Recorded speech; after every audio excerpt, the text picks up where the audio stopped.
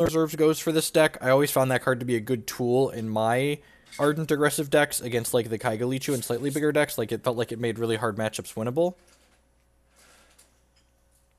So I'm curious to see that. I'm curious why no William Rowan. That card's really powerful. It's just like an individual card that can win games all on its own. That's very good in archetypes like this. No Hopart Unicorn is also an interesting decision. Yeah, that seems very good. We want to draw a 2 resources in our first 3 draw steps here, but even if we like brick on a resource by turn 3, like we can go 2-drop into 2-drop here. Hey, Tracks with the cheers. Hey, look at that. They all go into the tip jar now. That's great. I complained about that, and look, they all went in there now. That's beautiful. I'm going to lead on Warparty Guide here. Whenever this attacks, if the top card of our deck is an Ardent Troop, we get to draw it. Okay, so this is a 2-1 with Life Drain and whatnots. Satyr's Roost Bard, that's not bad. I'm going to go ahead and attack with this first, see what we find. Ooh, look at that, we drew a Highlands Shinobi. Now the question becomes, do I want to like play this? I think I just want to play the Ardent Crusader here. Fizzy Dragon with the cheers. Welcome, I appreciate the Twitch pennies. So this, every time it hits us, is going to flip over the top card of our deck into our discard pile. And if it is a resource, and you can see there it went to my opponent's hand, so they got to draw that resource. And when they play that resource out, they gain a life for each vampire they control, and we lose a life for each vampire they control. So that resource just drew them 2 and gained them 2. Or just lost us 2 and gained them 2. I'm going to start by attacking with both of these. Drew, and Warparty Guide he is on point today.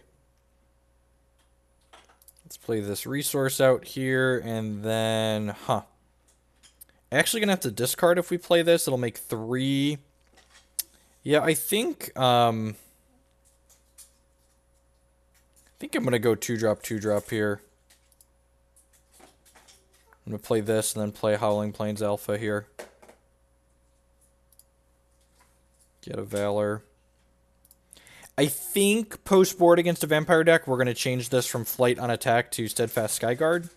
So he can block. Howdy, Elwins. Yep, we're going to take 4 here. And unfortunately, like, we're hitting for a lot of damage here on the ground, but these guys just have Life Drain. And my opponent did not hit any, resources that time around. Ooh. So we have to discard a card when this happens.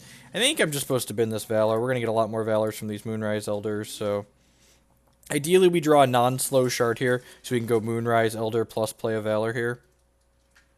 Another Satyr's Roost Bard, you say? Yeah. Oh, this was a mistake. I'd have to discard it anyways. I was going to say, maybe I'm supposed to play the Hero of Legend here or the Moonrise Elder pre-combat. He might also, like, just not block. I wouldn't be super surprised if he trades there. So we get 1 less Valor here, but I'm going to have to discard a Valor anyways, so just go ahead and do this, and then we'll bin one of these Valors that's extra.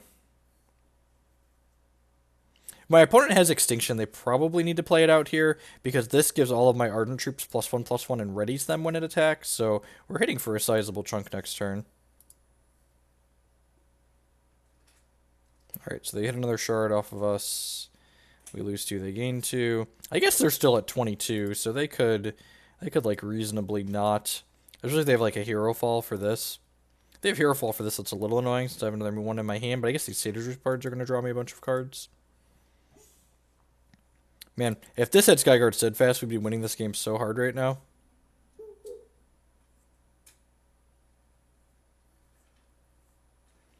So next turn we're going to play out the Satyr's Roost Bard, and then we're going to start Valoring things. I drew a Valiant Escort, sure. Shard. Rats. Alright. So we're going to play this out to start. We're going to try and draw some cards here. Hey, there's a resource. Sign me up. Get to exhaust this. To go ahead and Valor this guy. I think I want to not Valor this. So how much damage am I hitting for? This is 5, 6, 7, 8, 9, 10, 11, and then 12, 13, 14 damage. So this will be 15 damage. I'm just going to put this here. And if he wants to wrath the board now, like, I'll get some spirits back. This drew 3 cards, basically. We hit him for a chunk of damage.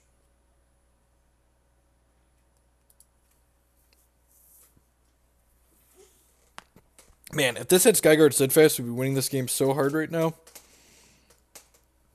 I understand why it's flight by default, but this is definitely a situation where I wish it was something else.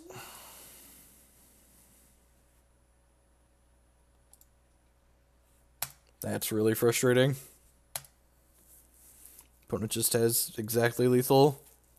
Should have champ powered, I guess. Like, am I really supposed to play around that, though, is the question. So that thing had speed and can't be blocked by troops with power less than it. I could have stacked all the Valors onto my Ardent Crusader to play around that, I suppose. It'd have been a 7/7, and then I could have blocked that, but, like, that's so narrow. Martyr doesn't seem great.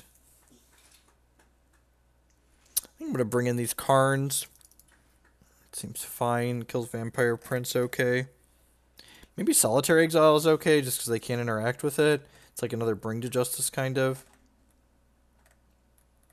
I'm just going to do this. Swapped our gems to Skyguard Steadfast so we can block the flying idiots.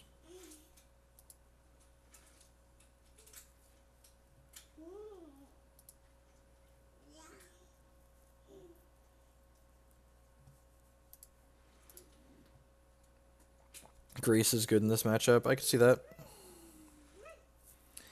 This hand is not exceptional.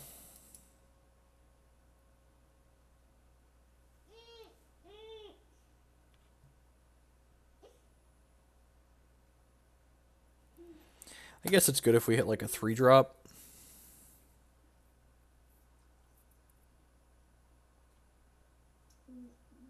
Survive. Welcome back, Pengu Power. Thank you for the continued support. I appreciate it.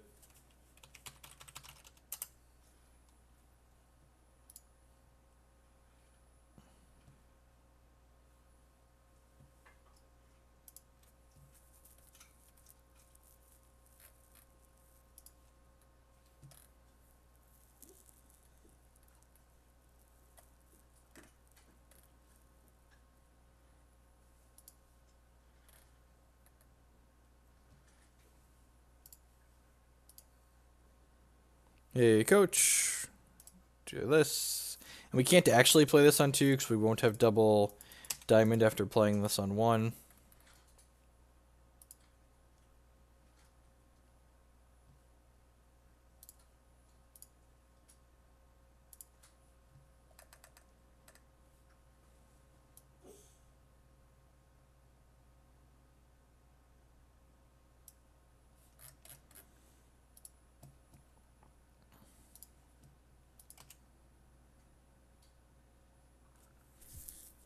We're going to do Paper Magic either tomorrow night or Wednesday night. I'm waiting on Maddie to get back to me with a date.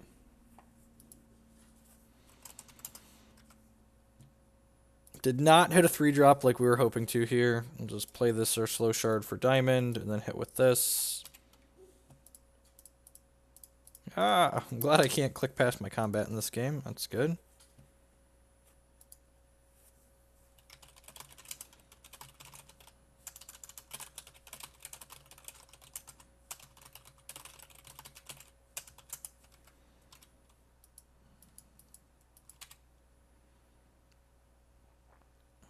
Hey, look, it's that Carnasaurus that we put in specifically to kill these vampire princes. Okay, we both gain 2. Activate this. Ha! Ozawa's Wish Carnasaurus is kind of cute. So this brings back an artifact constant or troop with cost 3 or less from our crypt to play. So this makes like this a quick action.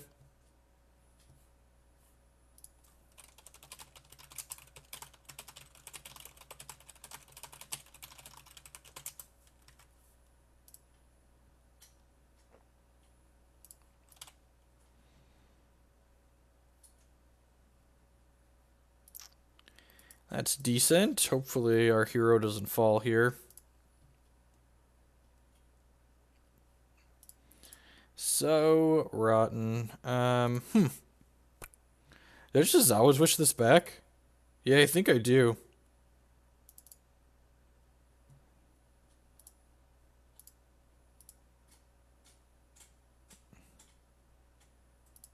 Hit him with this, get a Valor.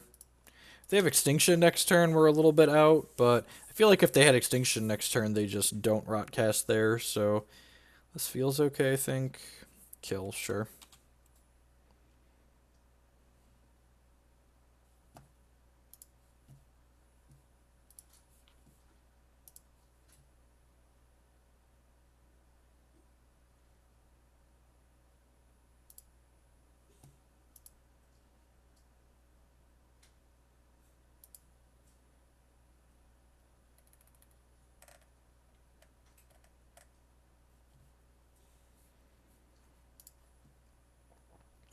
Moonrise Elder.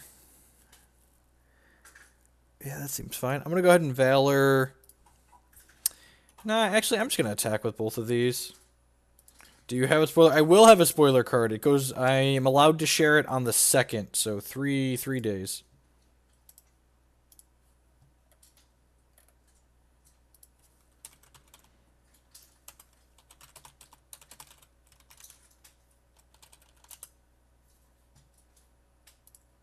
Okay, let's draw a card off my deck.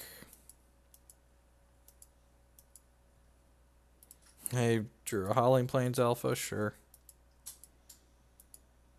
Yep. Save a 3/3. Start on Valiant Escort here. Although Rockcast can't kill this, so... I think I'm going to double Valor my Howling Brave, because that allows it to attack through this Howling Plains Alpha, because this is going to give all of my Ardent troops +1/+1. Rotcast, sure. This interaction with this is actually pretty good. I'm going to leave up a resource here. Oh, actually, I don't even have to leave up a resource here, because this is going to ready this, which is also a cute interaction. So this readies all my Ardent troops, so now, if my opponent goes like Extinction or kill this, I can make a resource with this and then pick the Moonrise Elder back up.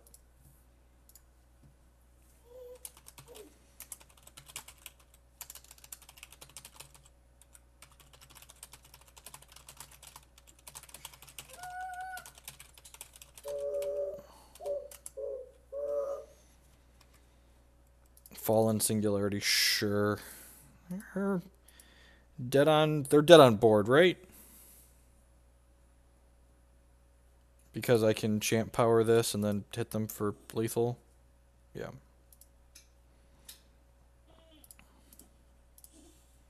Four, 5, 6, 7, 8, 9, and then 10, 11, 12. Just making sure I saw it. Okay. Grace of Tiaanost seems fine. Someone mentioned bringing this back in. Oh, this is a combo with Moonrise Elder. I get it. It's also decent with this, but this is a combo with Moonrise Elder. What am I trimming? You know, we haven't actually seen anything that Pride's Fall hits, and this Karn's probably too cute. I'm just going to bring in 2 Repels for now. Let's do that.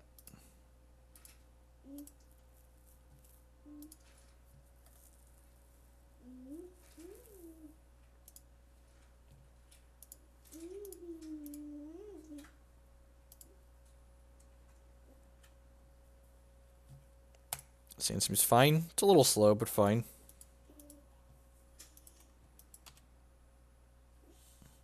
We haven't actually seen Prince or VK out of our opponent. Yeah, right? That's exactly what's going to happen. Cut the Pride's Fall, get VK'd. Weep silently. I mean, they've had Vampire Prince on 2 every game, so like, you know, hashtag if this was a Carnasaur. I'm going to play this, and then I'm going to play Howling Plains Alpha here, and then next turn we can go Satyr's Roost Bard, Valor this, crack them for 4, and draw a card.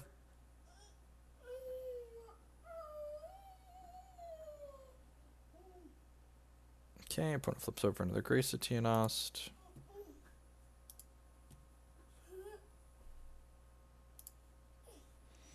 Discard a card. Don't quite need a 5th shard, so let's spin that. Repel, okay.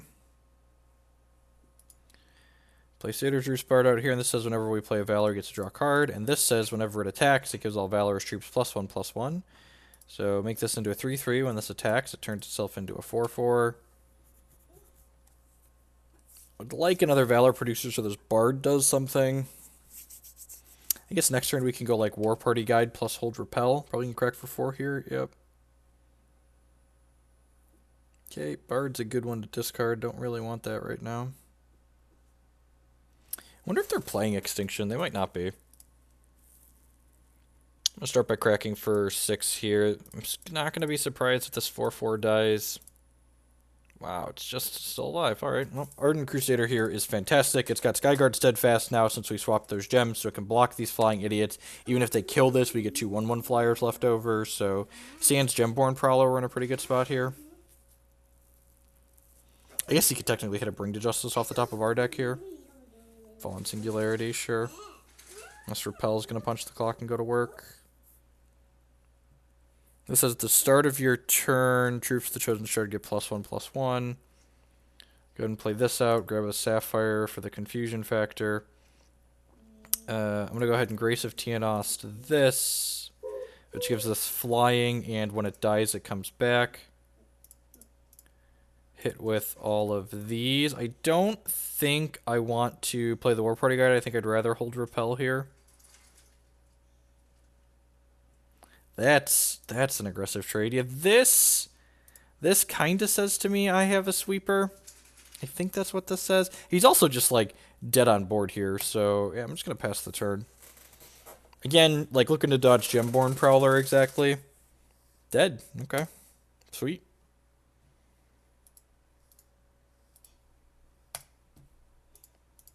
Good call on Grace. Just bring that in against removal heavy decks. Seems fine.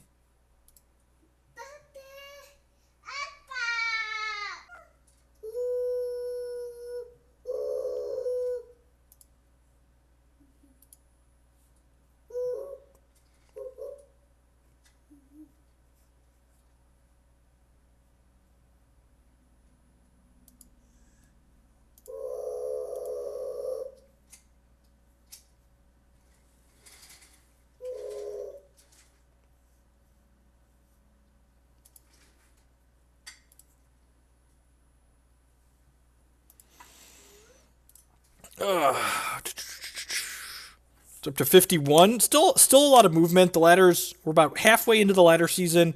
It's about this time that the ladder movement starts to slow down a little bit, it feels like, where people start getting the difference in points between people. It gets harder to start moving on up. So I'd like to try and pad my way into top 32 here before rotation happens. Ladder season goes through the end of February.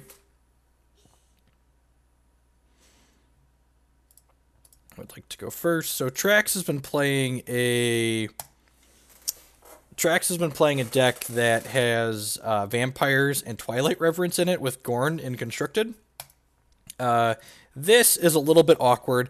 I'm pretty sure I just want to play my Young Seer on 1 here, but then I can't play my Highlands Shinobi on 2 because I need Wild on 1 for my Young Seer, but then I need Double Diamond on 2 for Shinobi.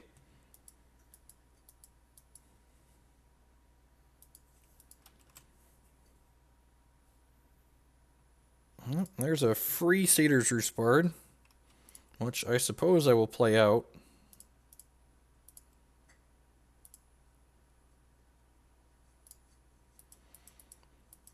And again here, like, this just ended up not doing anything for us, basically. Like, we didn't save any resources. We technically get to, like, hold up this Pride's Fall, but that really doesn't do anything here. So this card, we effectively just played this as a 1/2 for 2. And I understand, like, the ceiling on this card is pretty high for, like, the powerful draws it can generate, but I feel like the average thing that this Young Seer does is just, like, nowhere near worth it. Getting repelled here? Sure. So we effectively were like, all right, here's my 1 cost 1/2 go on 1, and that just doesn't seem good enough. I think I'd rather, like, I don't know if I want two of this. Like, maybe we need it for the Ardent count and the Coyote count, so, like, we play the one of them. But I think, like, the second one is probably a lot better as, like, a Warparty guide. If we had a shard here, that would be awesome. Sweet. This lets us exhaust this and deploy the Moonrise Elder this turn.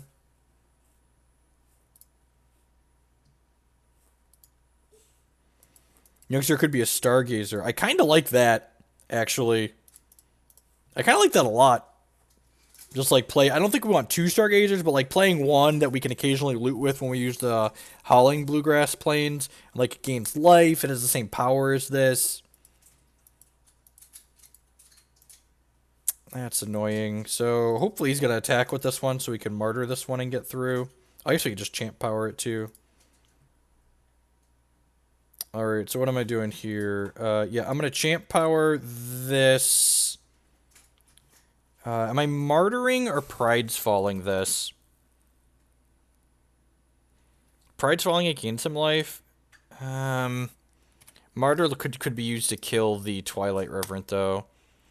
I'm going to do this here. And I'm going to go ahead and put 2 Valors on this Young Seer.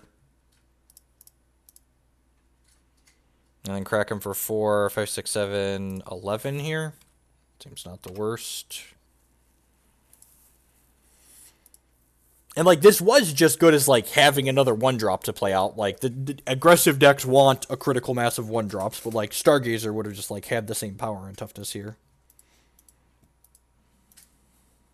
Is it 5? Hopefully this Martyr's going to be lethal then. Spirit Bound Spy. Interesting. Shard would actually be pretty good here.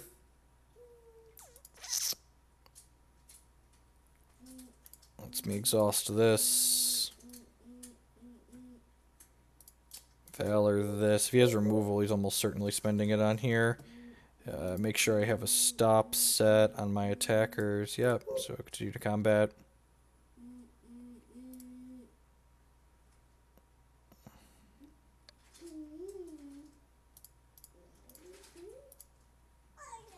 Before blockers, I'm going to go ahead and Martyr this. That way he can't block and then kill the other one. I guess he can have Repel here, or Repel Rockcast.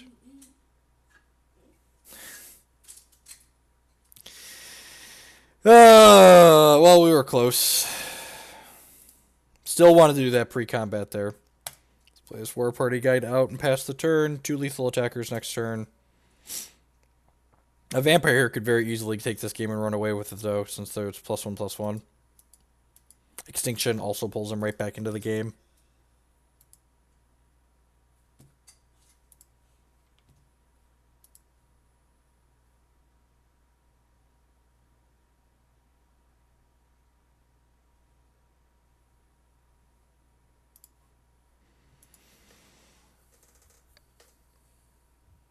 Our hero has fallen.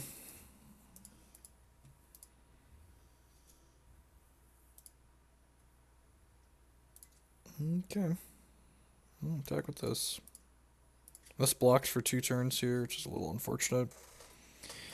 Pretty sure we just don't want to. If we draw like running shards here, I want to be able to show I can champ power as soon as possible. So just playing these out. No reason to hold them to try and bluff anything.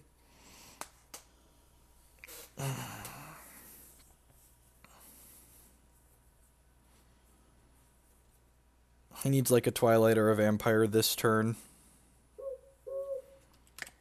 Oh, there you go. We need removal right now.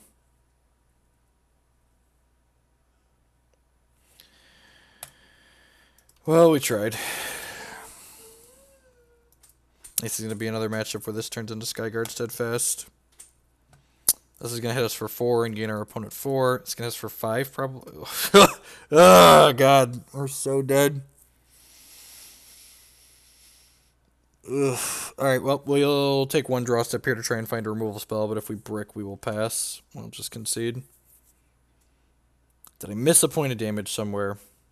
Did I miss a point of damage somewhere?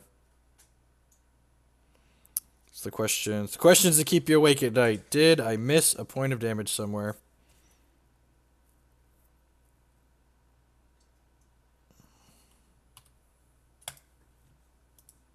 Had to have. Anytime your opponent lives at 1 life, you probably missed a point of damage somewhere. Alright,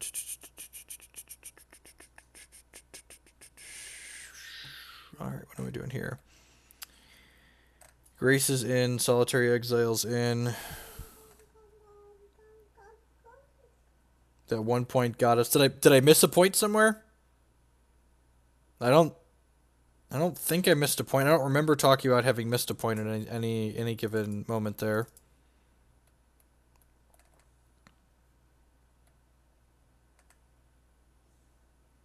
Trimming those for sure. Again, I don't think I can cut Coyotls in this matchup. Maybe Pride's Fall is not good enough. He has Tricks and Vampire King, so Pride's Fall is probably more than good enough. Maybe Martyr's not stellar. Bringing in 3 Solitary Exiles. Satyr's Roost Bird seems fine. I guess we don't always have enough Valors to make it insane.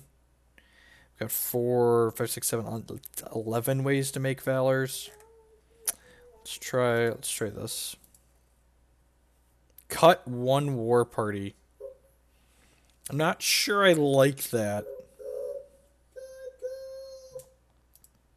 I don't know if I like going that low with the Coyotl count.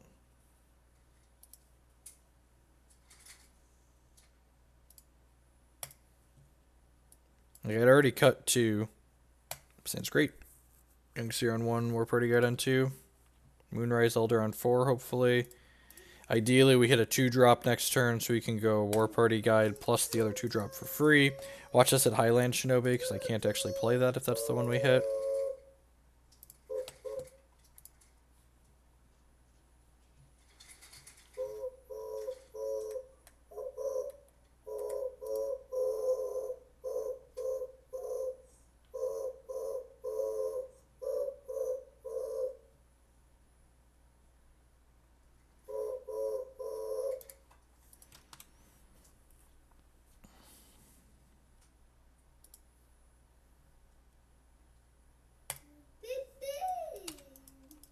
We have Grasp of Darkness. Wonderful. Card's playable for sure. Maybe? I guess, is Rockcast rotating? I guess it's not strictly worse than Rockcast because it like kills Vampire Kings and Tricks.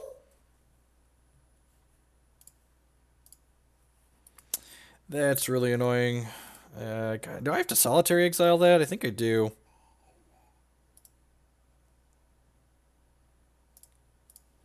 Yeah, I'm just gonna get rid of this. Crack him for 3. Let's be a professional and draw a card here. Right, so our next card is hopefully a Shard, because it's not an Ardent card. This costs 1 because of the Young Seer Prophecy. Underworld Crusader. Yep. Feels bad, man. Alright, found a Shard. I guess I can Champ Power. I'm gonna wait till next turn to Champ Power through this. Just get a bunch of Valors and pass the turn here. Because next turn I can Hero of Legend, Champ Power the blocker, Valor up, and then get some more Valors when I attack.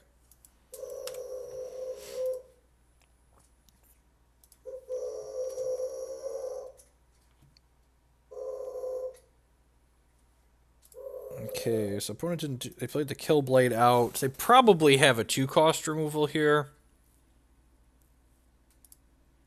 Almost certainly playing this. I'm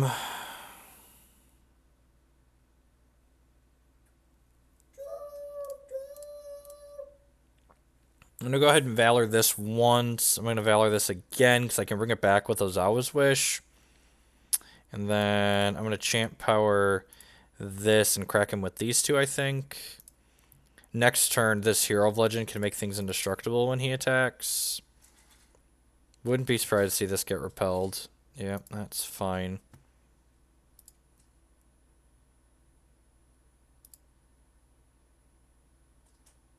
I'm just going to pass the turn here. I could play out the second guide, but I think I'd rather Ozawa's Wish this one back into play.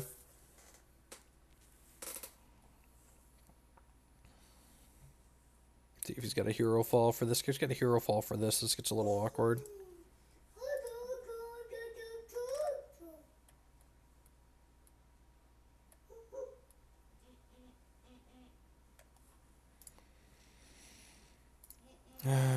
I guess I'm obligated to Ozawa switch that one back now.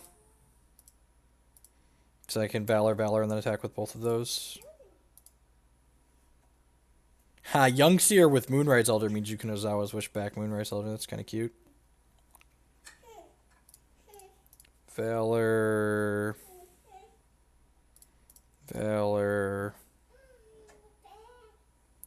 Crack with both of these as 5 power troops. They can't attack through this yet, but they also can't die to the Kill Blade or this since they're indestructible. So this will bounce and then probably take 5. We get a Valor.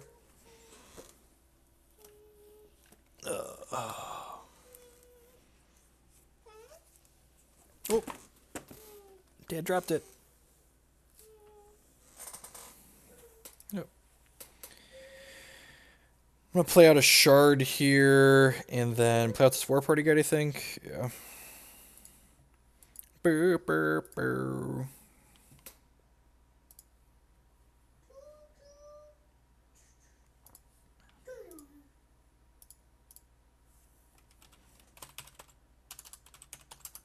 Okay, Vampire Prince definitely had better things they could have played there. That's not too terrible for us.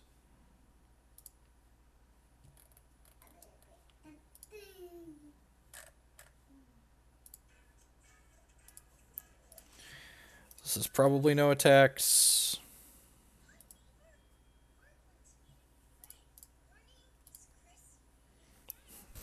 This card actually makes his repels useless, which is nice. I guess I could Bride's Fall this, but that gives him a chance to draw more removal. Yeah, I think I'm just going to attack with all of these for now. See what he does. That's pretty good.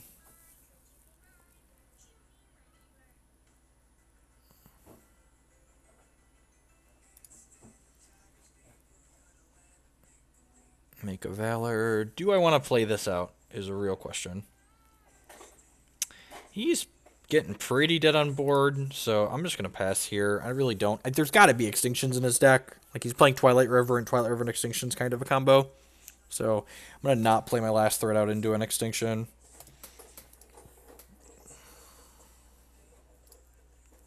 This is almost certainly a hit me and then Extinction, right?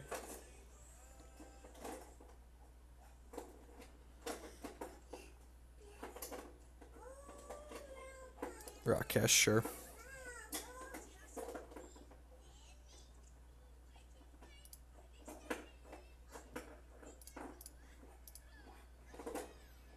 Valor up this last guy. I'm going to play Valiant Escort out here. And again, I'm going to attack before I kill this guy because I want to get this trigger in. And he might draw a hero fall off of these draws.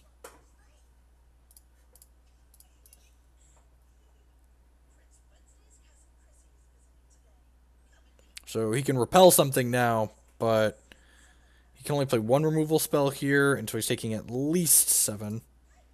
He's taking 8, sure. Oh, he didn't want me to Valiant Escort this one. That's fair.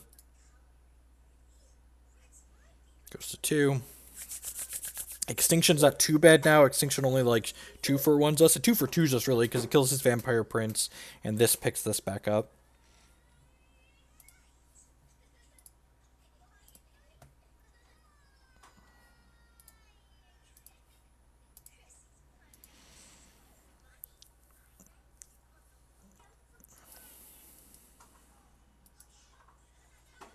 Sure, I'm a Vampire King.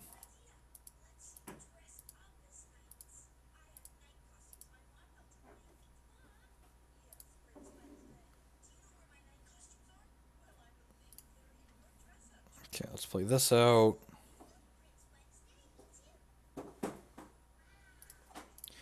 So putting this on here makes this big enough to attack through the Vampire King. Same with this.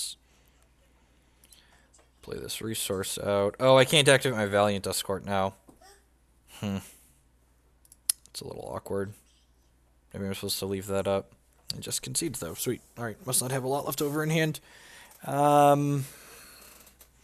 think I'm happy with how I boarded here. Yeah, I think I'm content.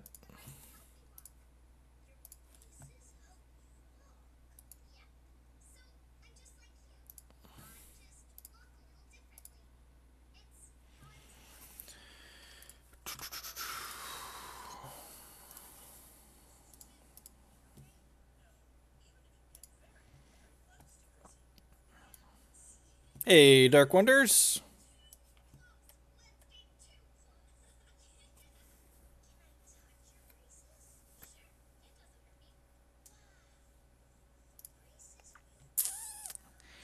This hand's... So it's funny that the really cheap McBombus deck that's been getting popular, that's one person playing it, I believe, for the most part. Or it's one person that popularized it. Birthing Potter is the player that's been playing. He's a completely free-to-play player, and he's been playing that deck for forever, basically. I don't know if I want to mulligan in this matchup. This hand's got powerful cards in it, but it's just really slow out the gates. I'm going to mulligan this. I think I'm not supposed to keep a hand without a 2-drop in it. This hand's, like, not exciting, but I think it's better because this is a 2 instead of the 3, but I could be wrong on that. He could just, like, play an Exarch of the Aegon 2 here and just, like, completely render my 2-drop worthless, so, like, why did I mulligan? In a world where we don't get Exarch, we're happy to have a 2-drop. Yeah, that's my life. Just mulligan medium 7, keep medium 6, draw mono shards. It's the game sometimes. Probably missed a point of damage in that first game somewhere where he ended at 1 life. Rats, he didn't attack. Ooh, he missed the shard drop. Unfortunately, we don't have anything going on either. So, Screw generally beats Flood, so we'll see where our opponent ends up at here.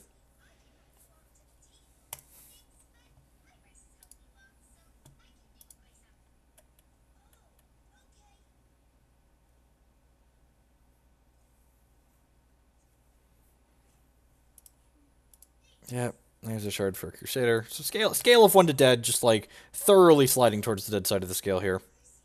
Hey, look at that! This is the best part about recording all of my games, because when I say we lost this game because we literally only drew shards, we're not speaking hyperbolically. We've actually only had what, four draw steps this game. We started with 4 and 2. Now we have 8 and 2. Oh yeah, Moonrise Elder, get out of here. I need you anyways. Get gone. Oh yeah, despite all his rage, he is still just a crusader in a cage. So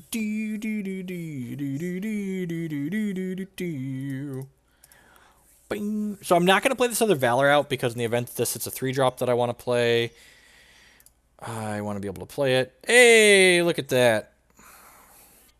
It's always nice when you talk about making a tiny percentage play, and then the tiny percentage play happens, and you were rewarded for your decision-making process. I'll play this guy out, and pass the turn here. I don't think I want to... Well, am I okay if he Extinctioned here? Maybe. Maybe I'm supposed to play this out. I say I can't pay for it through Extinction, but, like, I guess I'm not attacking with this next turn anyway, so, like, what does it matter? Just, like, no blocks here again. I'm gonna have to block and trade with this at some point, maybe, but I'll probably take 1 more hit from it, even.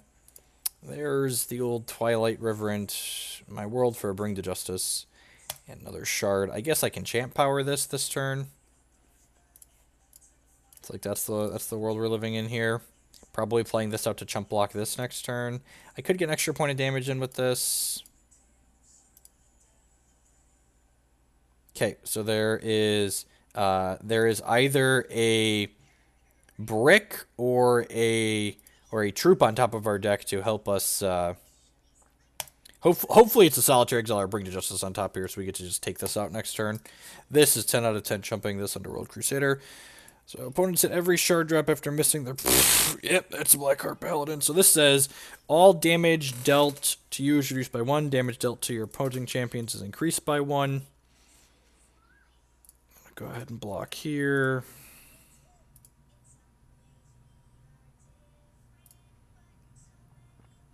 Hey, look at that. Some things are coming up Millhouse. Let's play this out. Void that guy.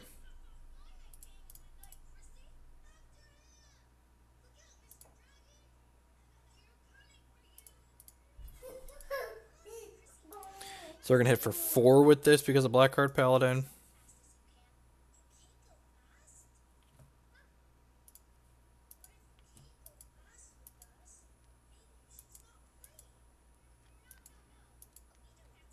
Oh, yeah. That's a necrotic, so it triggers that. That's sweet. All right, so first game was real close. That one we just kind of got skunked out on no action in that third game. That's the beat sometimes.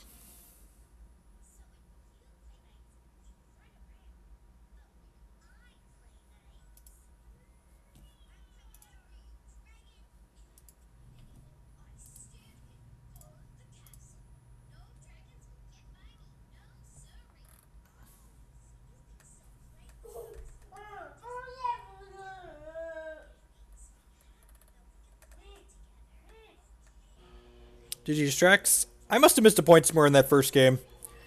Feel like we really should have won that. That third game, I kept 4 shards to 2 troops, and on turn 4 we had 8 shards and 2 troops, so a little medium for sure. The Blood Diamond deck seems sweet. Maybe we'll play that later this week.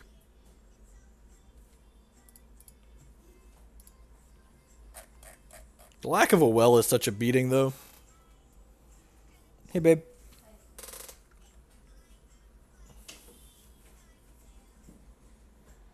Waiting to queue, waiting to queue. Hi-ho, the Cheerio, waiting to queue.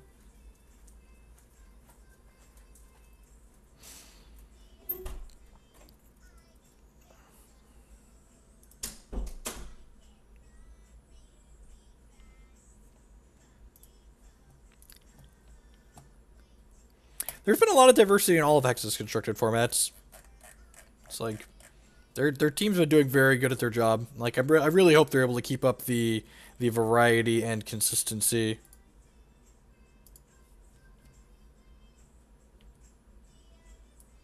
that they've had so far.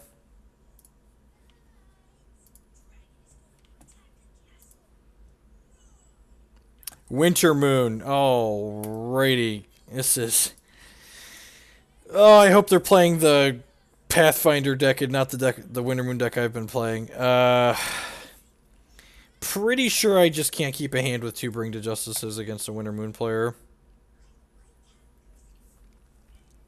This hand doesn't do much either. It's got 2 drop in it at least, that attacks for 4.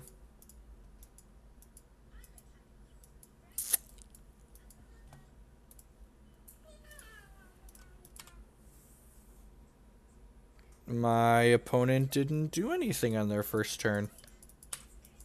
Okay. Oh, 60 and 65. Okay. Unsure what they're doing now. Okay.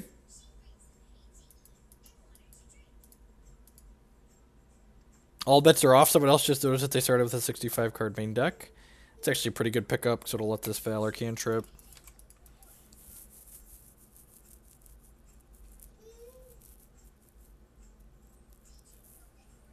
Are you playing Extinction, Strax? I guess you just linked your deck list so I can look, but...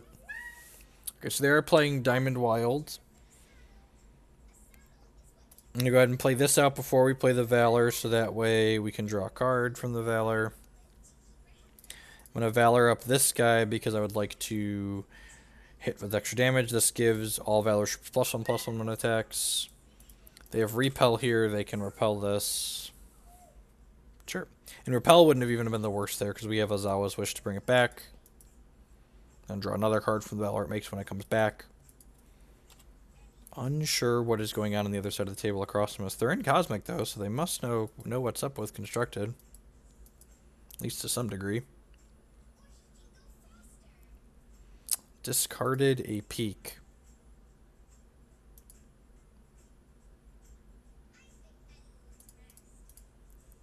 Okay, 6 puts them to 11. I'm going to go ahead and play this Young Seer out here. I'm not going to play the Howling Brave out because if we had Clash of Steel, that's kind of bad.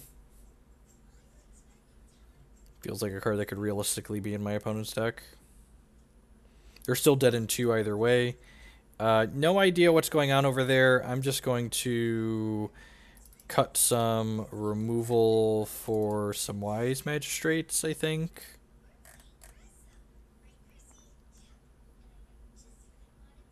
Yeah.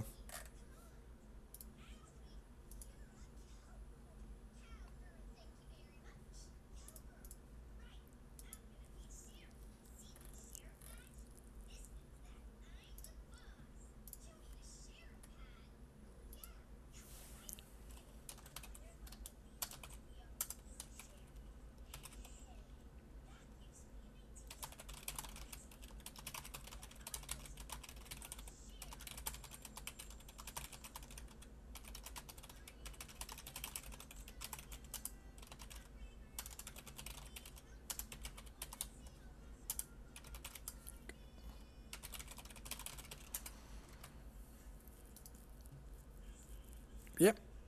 Again, can't go Wise Magistrate into, but we have Howling Plains and opponent not playing a shard on. I'm so confused.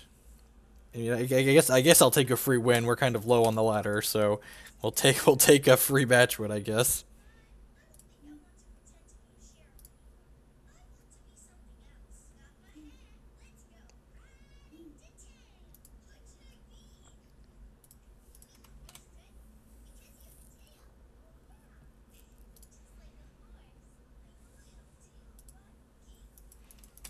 And then played a shard on two. Weird.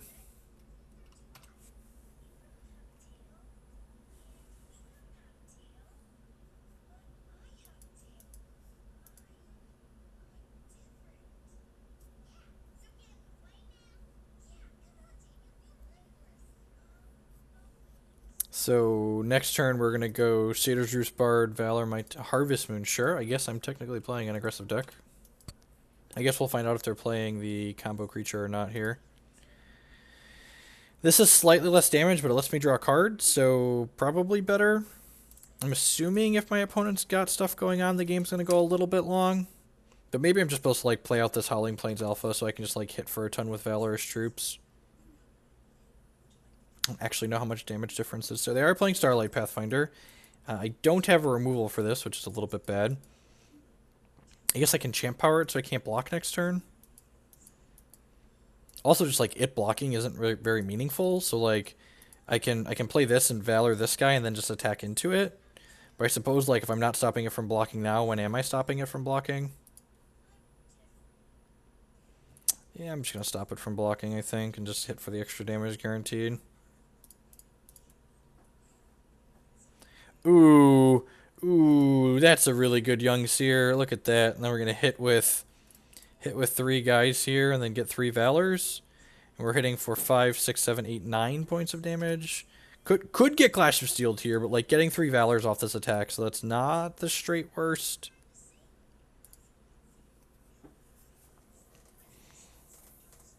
Ozawa's Wish looking kind of awkward. Perhaps I should board these out if we get a third game, just because like if okay, not getting clashed. Could get lullabied next turn though. A lot of our troops probably just aren't dying, so like bringing a troop back from our crypt probably doesn't have much effect. Change course, sure.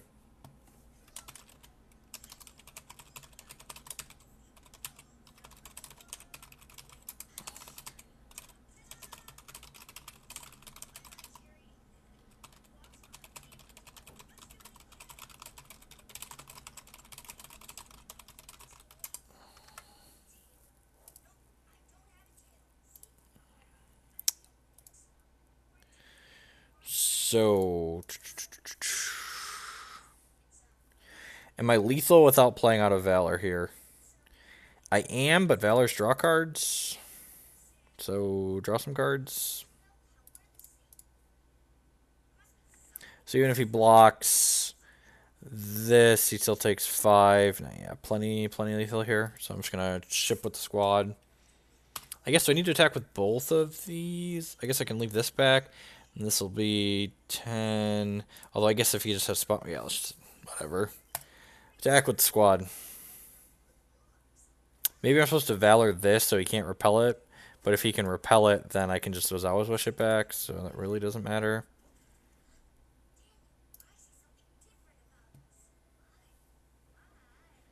Alright, I'm going to go ahead and Valor this Stork. Draw another card. I'm going to go ahead and play Wise Magistrate out here. Oh, you know what? This says Flight on attack. Maybe this should probably be +1 power and crush if we get to a third game too here.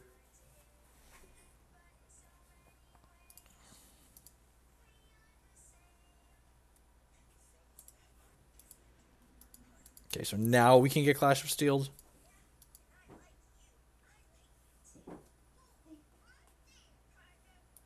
Yeah, that's really unfortunate. I guess I'm keeping this guy. I probably should have Valored this one, honestly, because that's the one I'm keeping if they clash 10 out of 10.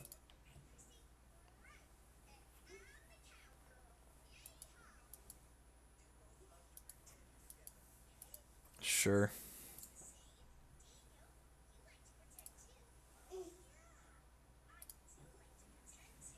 And I'm going to split up my Valors from this Moonrise Elder. Or am I just playing that? I'm going to play the Moonrise Elder. And I'm going to split these Valors up.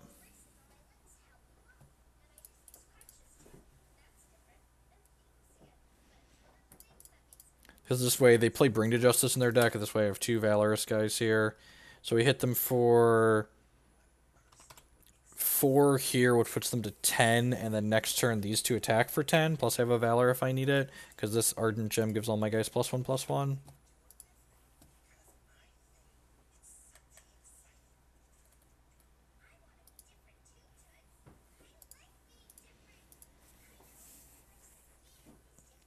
If they have the Replicator's Gambit to put their guy back into their deck. I haven't hit it so far. Lullaby and Harvest Moon going back in. Yep, seems good. Both cards they want to draw.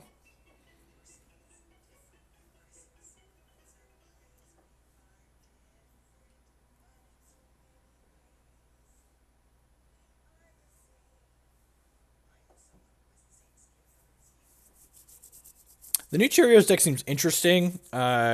I heard someone say that the guy had, or the player that had logged over 100 games with it on Magic Online, and he killed on turn 2 in 8% of them.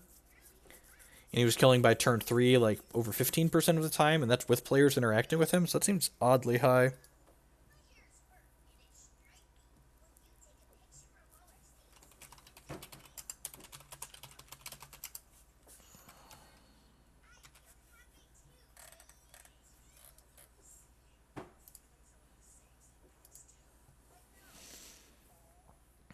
And could you imagine if these Ozawa wishes just like had text boxes instead of just like we're sitting in my hand doing nothing while I have 7 Valors in my crypt?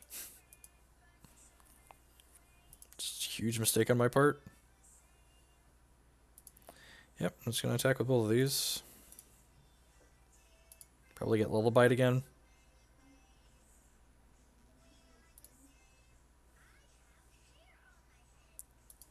Oh, okay. Yep, sure.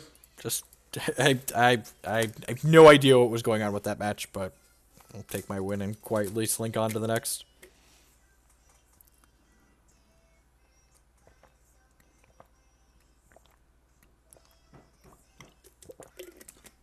Yeah, but like a lot of the times you can't afford to leave up men on the second and third turns of the game, Hala. Like, what are you gonna do? Just like never put your threat on the board?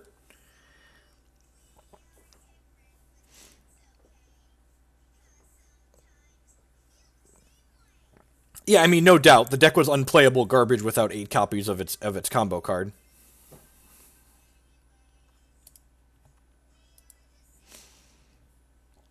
Yeah, this hand seems excellent. Opponent's playing a blood deck with Blood Spinner Zorath here. We get to go ahead and curve Howling Plains Alpha into Hero of Legend, though. So, like, you know, sign me up.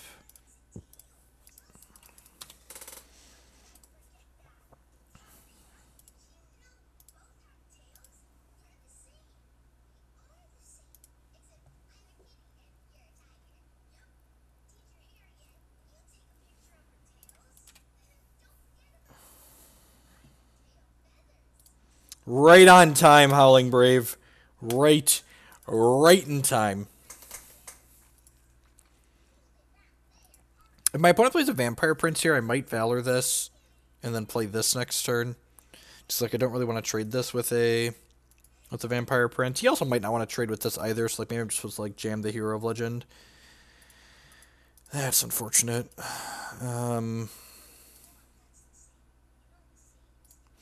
Gosh, that's annoying. Yeah, I think I'm just going to jam this now. Pass the turn. This has lethal, so even if I were able to make my guy a 4/4, I can't attack into it. This has flight on attack, so it can at least crunch over this.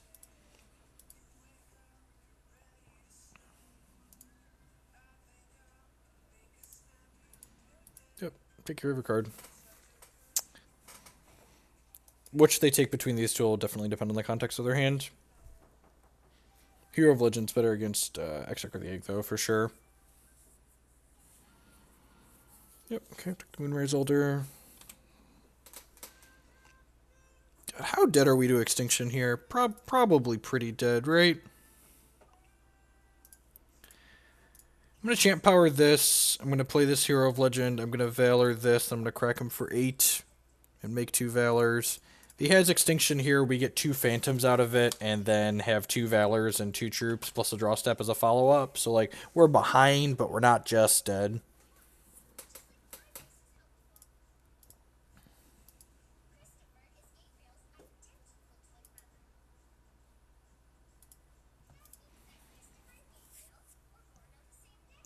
Vampire Prince, that's amazing for us. Now we just get to go Valor, Valor, and then this makes all of my Valorous troops indestructible when it attacks, so we don't care about this.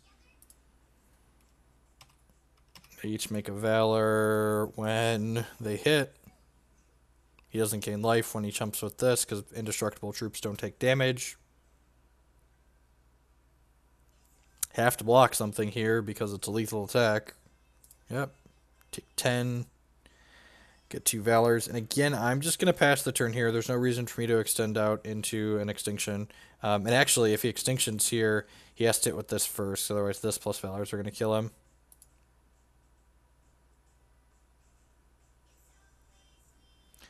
God, and he hit the shard off the Vampire. What a tilt. That's so annoying.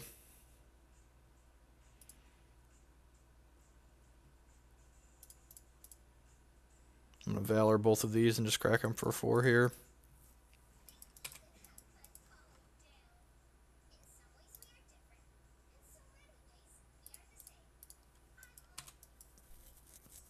One thing that's nice about Cheerios is that Stony Silence catches it too. Because they need Mox Opals to go off. Don't Extinction me again, bro. Have a heart.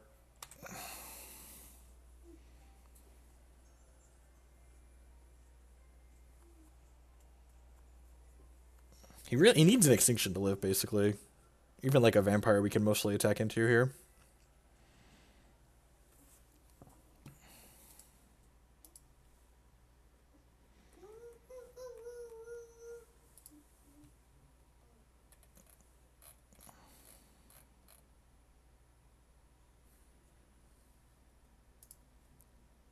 Double Vampire, does that let him live? Possibly. So I'm playing this out for sure. And I'm putting this on here. You'd think I'd just ship with the squad here. Yeah, because this gives all of these +1/+1.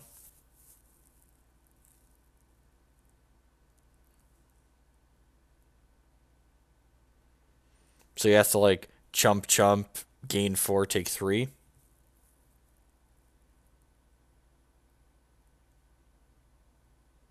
I'm going to play the Warparty guide out post-combat here. And that way, even if he Extinctions, we get to go Moonrise, Howling Brave the following turn. So he's going to end up at 4 here.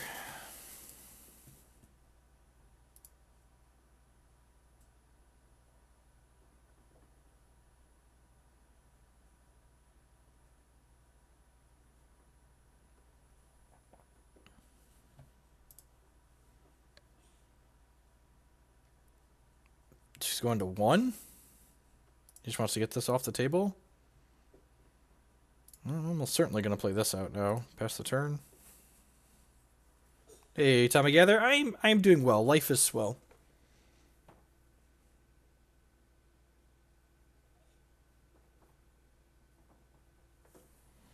Okay, opponent is dead. Trim some of these cheaper guys. Trim the Martyrs. Grace of Tiaanost seems great. Solitary Exile seems wonderful for breaking up their constants. I don't know if I want to Scorn. Maybe one Scorn is fine. Ozawa's Wish seems excellent. Pride's Fall seems fine. Not still. I'm gonna cut the Pride's Falls actually. Just go like 3 Exiles, 2 Bring to Justice, and a Scorn. Let's give this a go.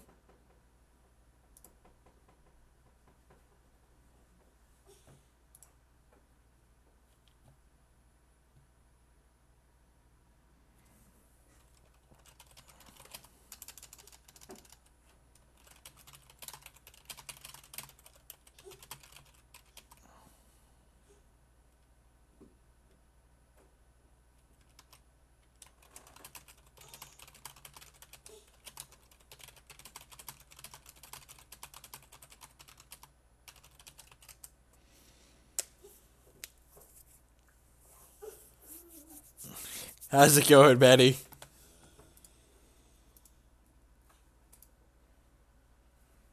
The rudest of dudes, Maddie Bamonte.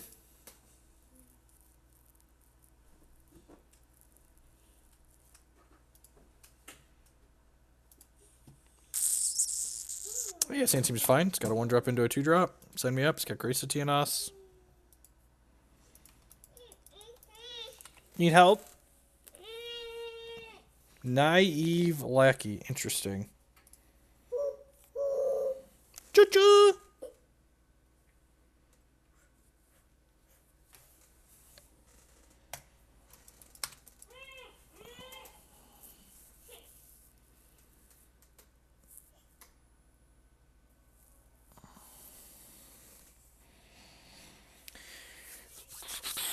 I wonder if he's got things with sacrifice gems in them in his deck.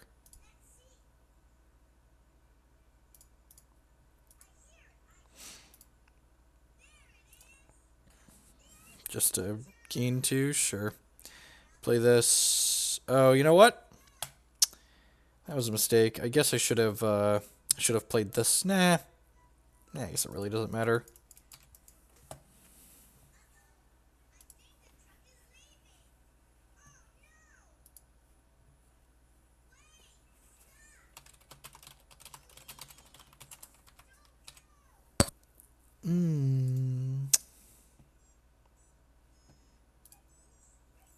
Play this out here. I've got 2 Grace of Tiaanost here. I guess if he's got Rockcast here, playing this out's a little aggressive, but if he doesn't have Rockcast, playing this out is really good for us. Oh, things that feel bad for 100. Probably trade here.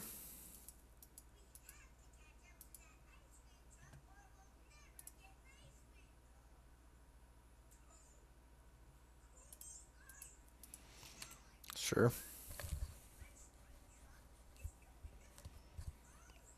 Alright, let's bring this Stork to Justice. Play this out for a second.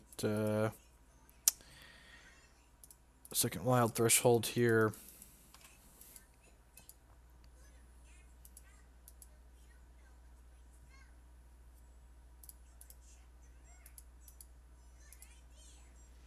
That's actually really bad for us. We have a ton of action stranded in our hand.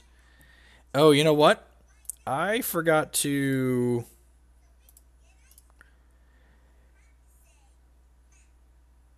I think I'm just champ powering this. Forgot to put Skyguard and Steadfast in my Crusaders to block these vampires. I need to do that for the next game. Doesn't really matter what threshold we choose there.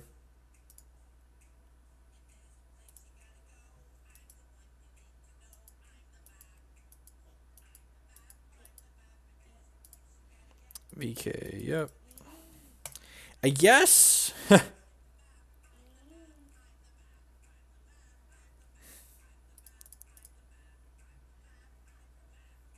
Alright, big buck snow removal. Here's my 4/4. He's terrifying. The Howling Brave. He's valorous. He comes back with a death cry. Don't downfall my hero. Don't fall my hero. Okay. Things are kind of coming up Millhouse here. We don't If we don't get killed, if this doesn't die this turn, we could be actually in this game. Ugh. That was actually a good draw.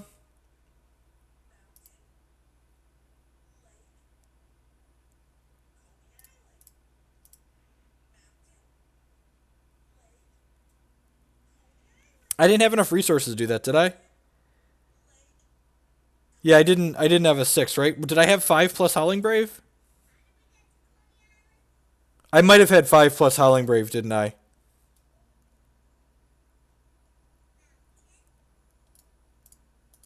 I might have had 5 plus Howling Brave. It's ended up working out for us, but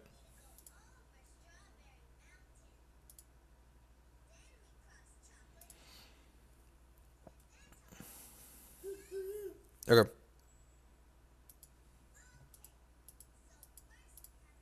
Well, opponent has flooded out. Where they're going to die now.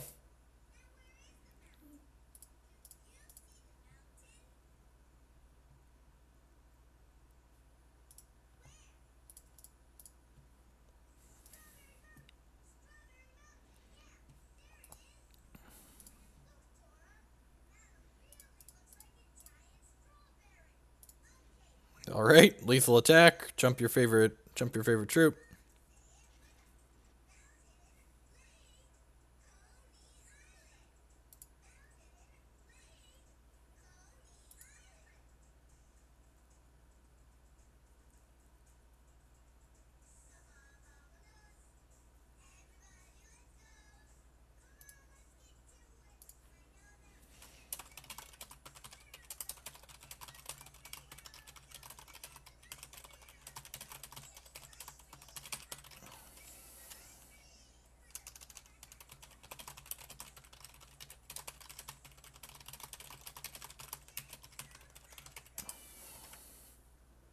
Chumps with that. Okay, because he knows there's actions in my hand. All right, well, let's bring this one to justice here.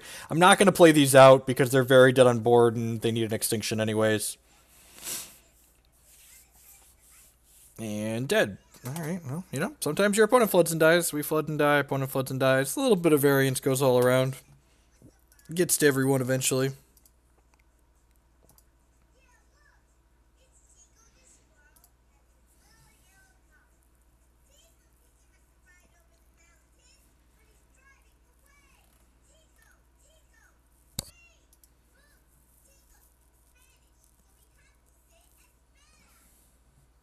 Hope everyone's having a good morning, afternoon, or night, wherever you're out in the world. Thanks for choosing to spend part of your Monday here with us. We battle some Hex TCG. My name is Jeff Hoagland, and here on this channel we stream all sorts of card games, Hex, Magic, Pokemon, Eternal, lots of different things. If you're new to the channel, enjoying the content, encourage you to show a little bit of support by using that follow button there on screen. Doesn't cost you anything. It helps other people find the content. If you're really enjoying what you see in front of you, I'd encourage you to step it up and subscribe. It costs $4.99 a month. That option helps support myself financially as well as the Twitch infrastructure that we all use and enjoy every day. You can also find more of my content on my YouTube channel, which is linked in the stream information. You can find Hex, all those other different games that we played there. I break the matches up by game type, by deck, by format, so you can watch just the content that you care about on the YouTube archives. I'm assuming we don't play Might Singer because getting five wild seems real ambitious. Just the good old Howling Brave well hand here. Let's stop dragging those around before I accidentally play one. So have to play this. Doesn't make a threshold if you don't already have a threshold. So we can't play well Howling Brave on one. We have to go Diamond Shard. And then we're going to curve Howling Plains into this. So this Brave just really isn't going to do anything this game. Super Ox.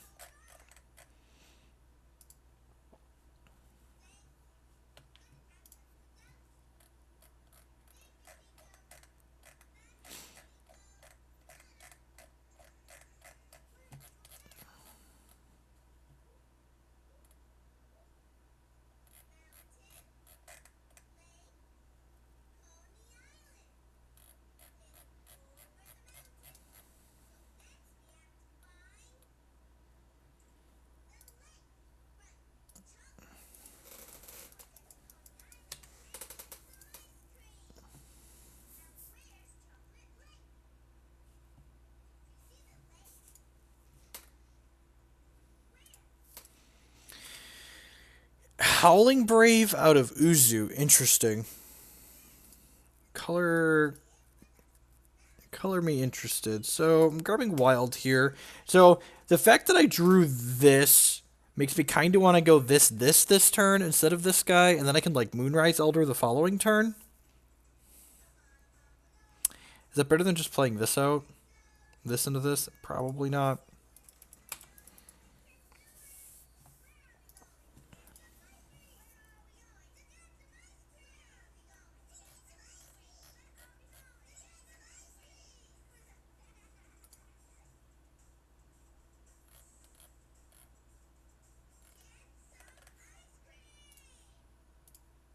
Okay, what do you have for a 3-drop? Rabbit? Whenever a troop with 5... Althar with the 8-month resub. Thank you for the continued support, mate. I really do appreciate it. Welcome back. Okay, so now this turn, I'm going to Valor this and then go 1-1, I think.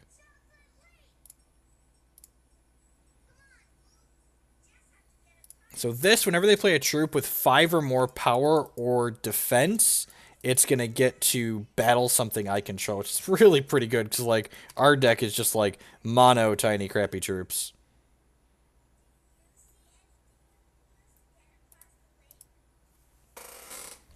So if he has, like, Master Moss or Succulent... God, Succulent Cluckanon is just going to body us next turn. Oh, I guess Succulent Cluckanon doesn't fight because it's not big enough, but Master Moss would be very good next turn. I'm going to crack him for 4 here.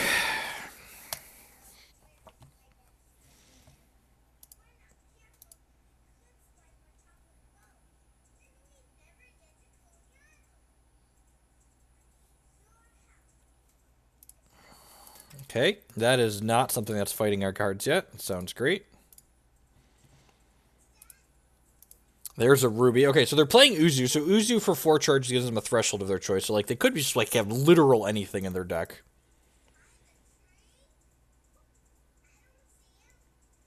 I'm going to go ahead and play this out here. And I think I'm just playing this Moonrise Elder. 4 Valors is plenty. And then I'm going to activate Howling Brave and Valor this Young Seer.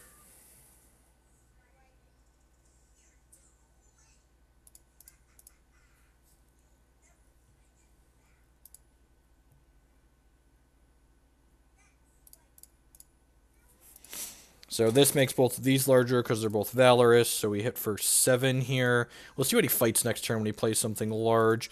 We can Champ Power, whatever. I guess if he has a Croc this turn, that's a little scary. Because he can Croc fight 2 and then this fight a 3rd. Something for 6.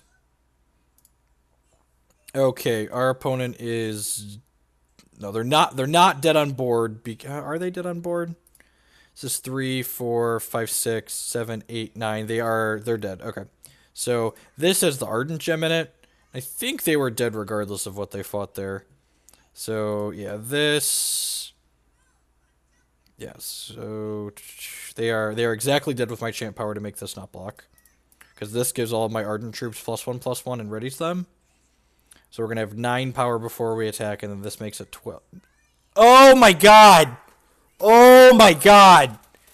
Oh, holy misclicks, Batman! Oh, the misclicks! Oh, the misclicks!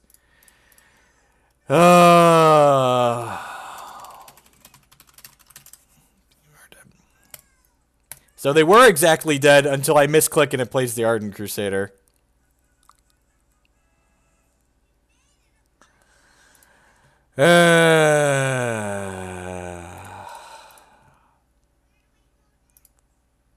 Now we'll be 2 points of damage short, or 3, which is what this was, if we didn't play this and we just Valored this.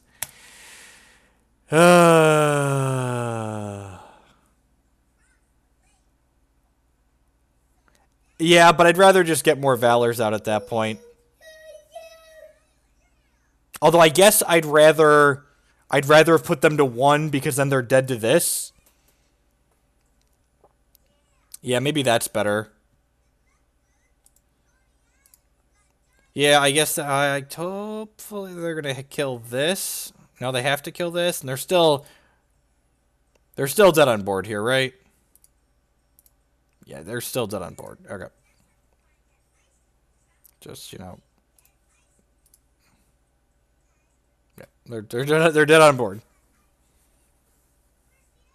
I could have Valored after attacks, sure. Alright, so Solitary Exile seems excellent. Pride's Fall seems excellent. Martyr seems medium at best.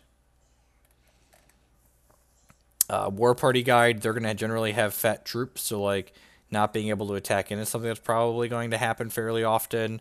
I want my Valor generators. Maybe Ozawa's Wish is medium.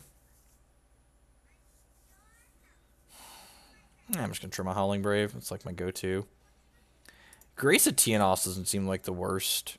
I'm going to bring in Graces and cut these wishes.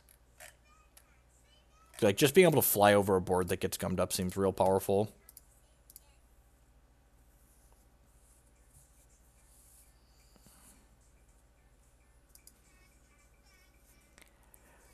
Hex Baldo with the 2-month resubscription. Thank you for the continued support. I really appreciate you remembering to come back and put your Twitch Prime towards the channel again this month. I know I often forget that I have Twitch Prime, and I always forget to resub the channels I'm sub to that I like. So thank you. Thank you for re-upping. I appreciate it, mate. It's a little medium. Oh, actually, we don't have... We don't have a Coyote right now for that. Which is a little... A touch awkward.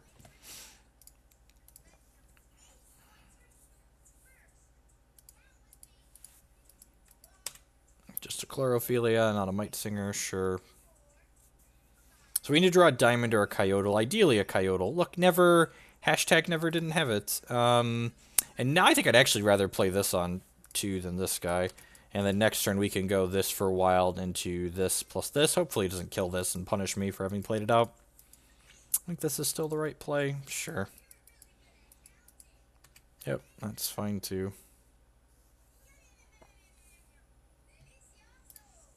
I'm going to do this. Huh, you know? This is interesting. I think I'm actually just going to Grace this turn. Because I don't want to play this out and get crocked.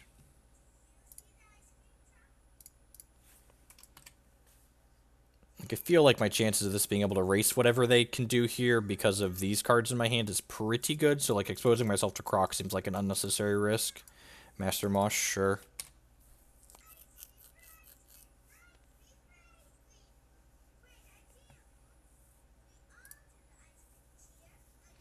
So, and again, I'm going to Valor this, but I'm not going to play out this Hero of Legend, because, again, that would allow this to die to Croc, so I'm just going to go ahead and bring this to Justice, and then crack this for 6, because it's Valorous now, so it gives itself +1/+1.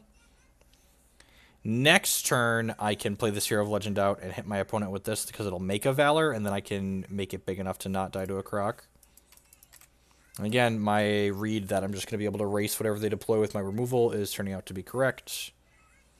So let's go ahead and play this. And then crack him for 6 and make a Valor. And even though I could wait and draw a card with the Valor next turn, again, just want to get this out of Carnasaurus range. So outside of like a Lullaby, our opponent should be out of the game here. Grace of Tiaanost just punching the clock and going to work here.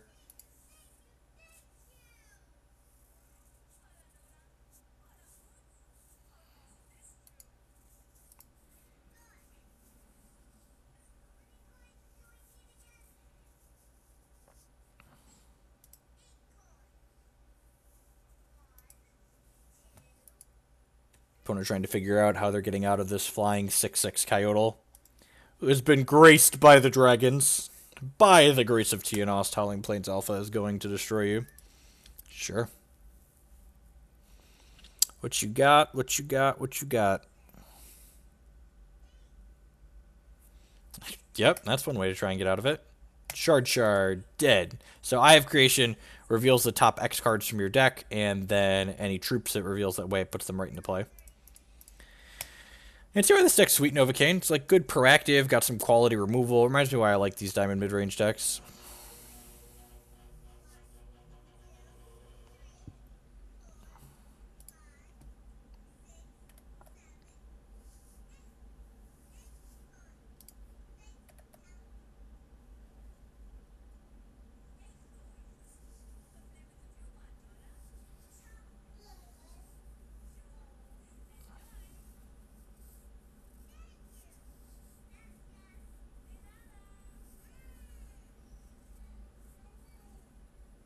Was that the person I was just playing against, Tesa?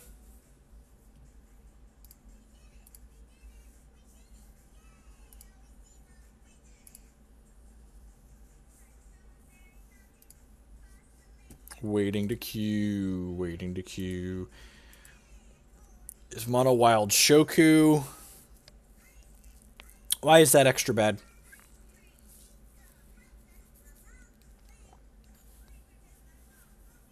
I would like to go first. Yes, please.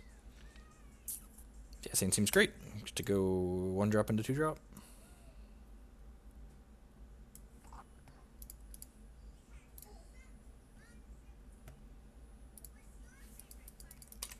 Looks like my youngest might be up from his nap.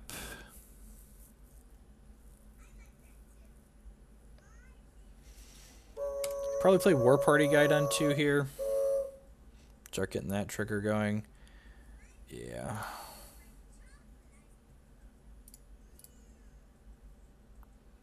Offer this trade that they're almost certainly not going to take. So this card, Dread Technomancer, says every time they play an artifact, they get to summon a Dreadling, and then when they have 5 or more artifacts in their crypt, this becomes a 6/6. Whoa. Okay. I'm pretty sure I'm okay with that trade.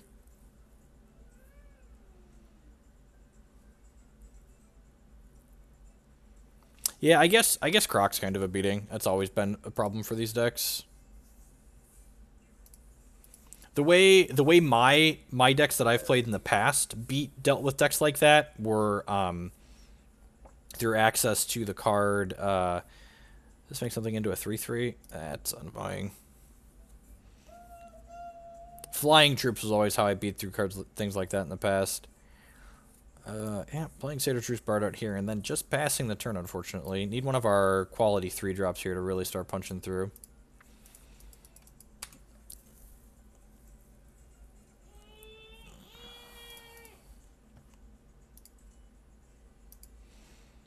Yeah, and I was beating that deck I was doing with, like, Infinite Tricks and Clash of Steel.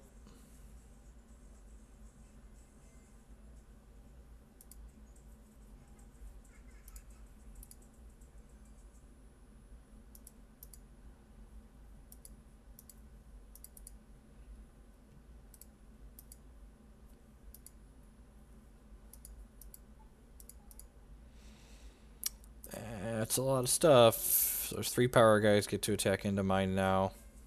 You know... Huh. So those 3/3's almost certainly attacking.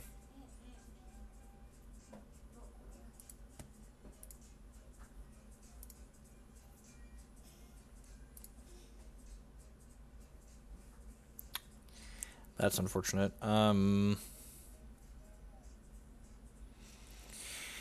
Yeah, I guess I'm just playing this out and passing the turn. We're going to take at least 1 more hit from these 2 before we try and figure out what we're doing exactly. I guess I can Ozawa's Wish this Valiant Escort back, and then Bard plus Escort block the Electroid, and then, like, technically trade 1 for 1 there. I kind of want to hold this, though. Warp Steel Widget's not great on turn 12. It says whenever another artifact is played to your control, it gets a counter.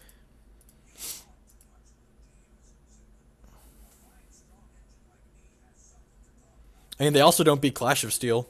So, I could also Martyr this. Yeah, I'm just going to do that, actually. I'm going to Martyr this and then block his 3/3.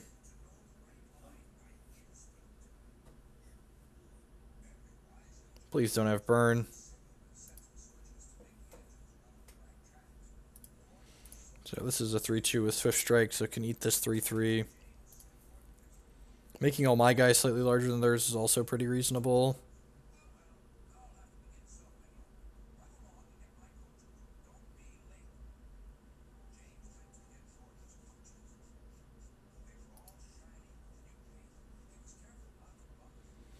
Oh, I guess that is true. I also got punished here because if I would have had the Bard still, I'd be able to draw cards with these Valors. So if I would just not played the Slow Shard Art, we're probably still in an okay spot here. I just drew another Bard. So I have a 4/5 blocker. I think you're right that I probably should have played the non-slow shard so I could wish that back and then do this, but we're still in a fine spot here.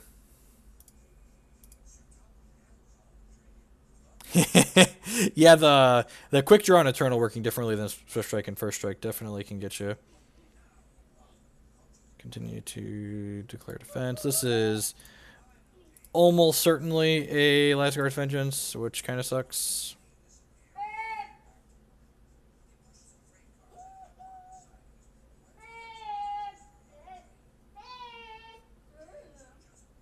Siege Engine Gemini, sure. Alright, take back what I said about being in an okay spot. He's a crush, right? Yeah.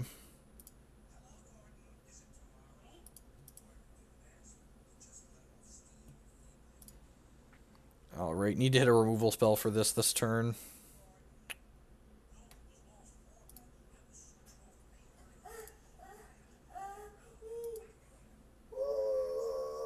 That's unfortunate. I guess I can Champ Power one of these to give myself an extra window here.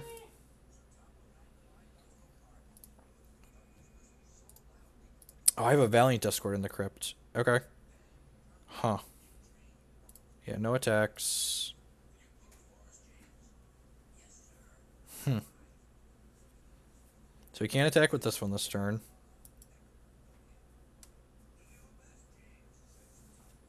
What am I doing here? Let's see. He might, if he ships with, let's see how aggressive he wants to get before we make a decision. We can wish the Escort and then escort the Moonrise Elder and then get a bunch of Valors and draw some more cards with it, which seems okay. He might just get greedy and just like shove with everything here still, even though this one can't attack. We prefer if he just like passes the turn here. Yeah, that's unfortunate.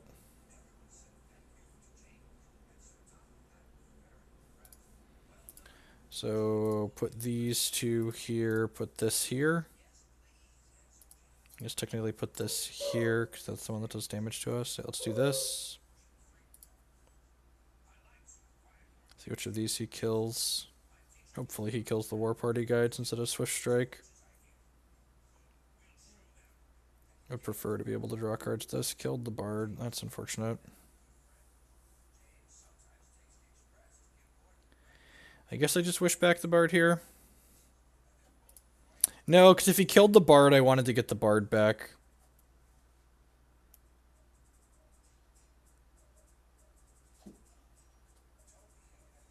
Oh, and this gets bigger from the Valorous troops. Oh, that's pretty good. It's one short now. Young Seer is actually an okay draw because it means now I can trade... Now I can trade this plus... I can trade this for this, basically. Just gonna pass the turn here. Yeah. It's a shame this isn't slightly larger.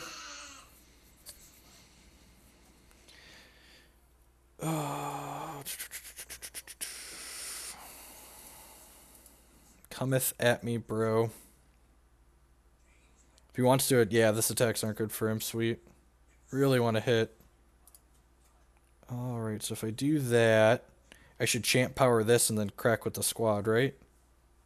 Yeah, almost certainly. Because this is going to ready my guys and then make them larger, and I get a trigger off this Warparty guide.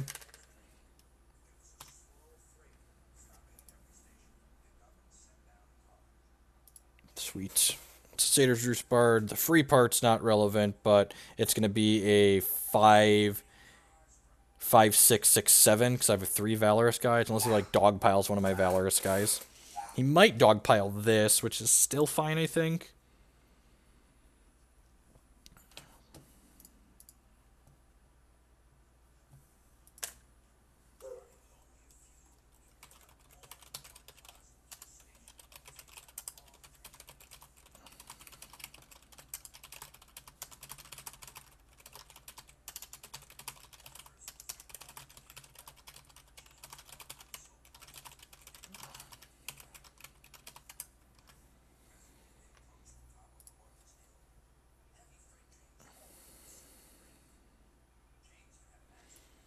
Kill the Gear Smith. So he gets to trade a 1/1 for this guy, but that's fine with me. I get to play this Bard out.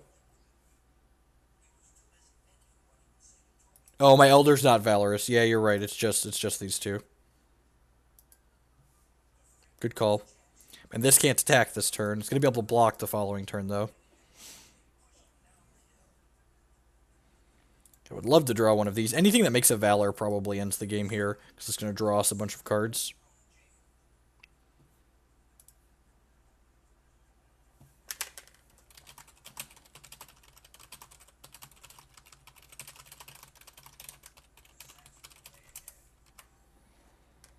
Continue to declare defense. This is almost certainly another Siege Engine Gemini, right?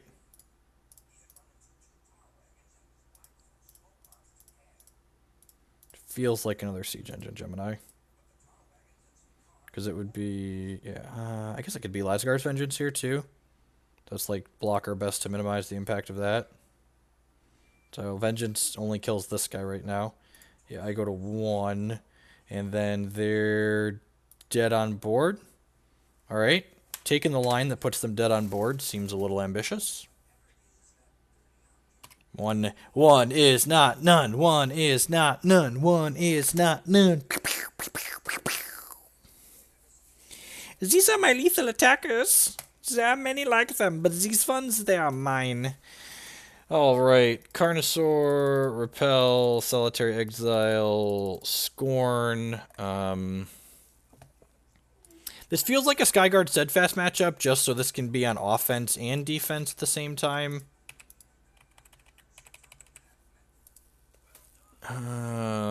So Martyr seems real bad. I think just like killing our own guy is probably the best thing it's gonna do. Pride's Fall doesn't seem stellar. Ozawa's Wish seems okay. I think I want to trim a Moonrise Elder. It was okay there, but in general it's probably a little bit too slow and too clunky. This probably isn't a double Scorn matchup. Magistrate's really slow, especially on the draw. I feel like maybe on the play this card could be relevant, but I also feel like we just don't really care about him getting under us too much. I'm going to cut another Ozawa, cut an Ozawa's Wish. I feel like I'm just trimming a bunch of stuff here. The Swift Strike on this is pretty good. I'm going to cut a Bard and a Hero of Legend. I mean, I have Exiles and Bring to Justice and Scorn of Oberon, so I think that's fine.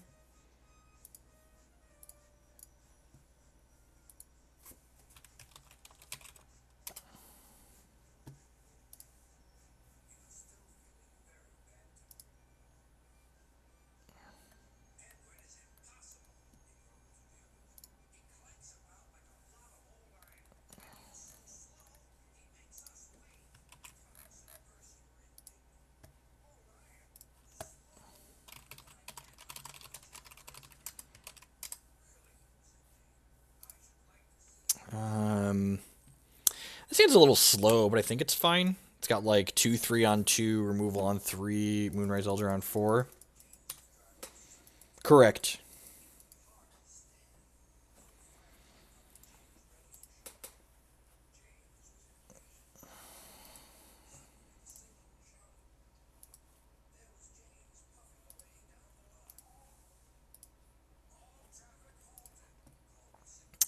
That was pretty good.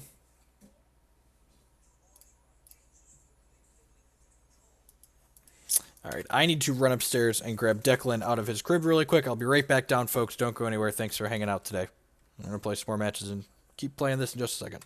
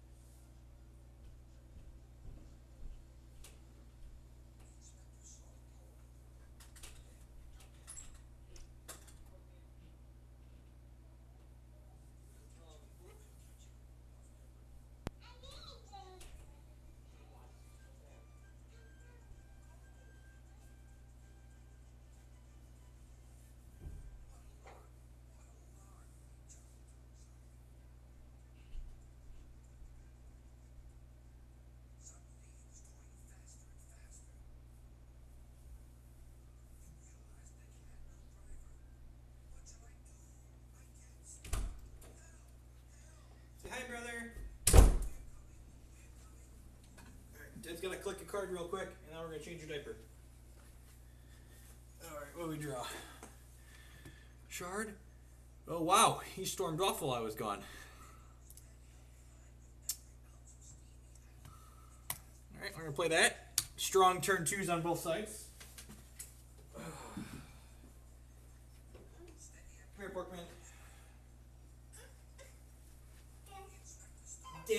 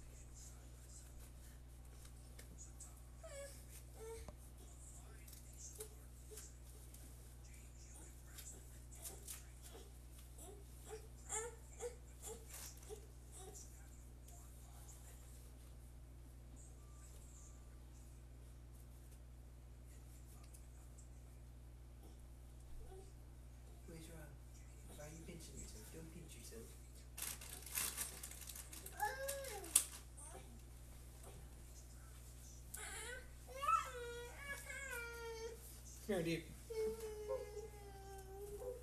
Ugh.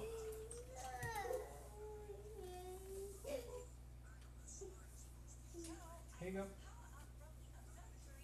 Sorry about that, folks. Alright, so the opponent did a bunch of stuff last turn, but they've only got 3 artifacts in here, and they've only got 2 troops that really matter.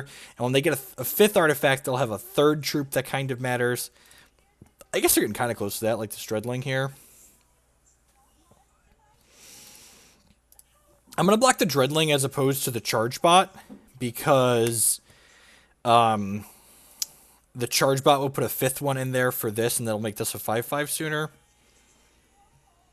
Yeah, there's no Clash of Steels in this deck, which is one of the things I commented on about things I wasn't sure if I liked. Yeah, I guess I'm just going to get rid of that. And then we'll pass the turn here. This next turn, I'll almost certainly block. Oh, you know what? If he hits a resource, he can sacrifice this to make this a 5/5. So that's... If that happens, I'm just going to pack it in. I meant non-slow, so that's not let him sacrifice this just yet. If he attacks this turn with everything, I think I'm going to block... If he attacks this turn with the Charge Bot, I'm going to block it.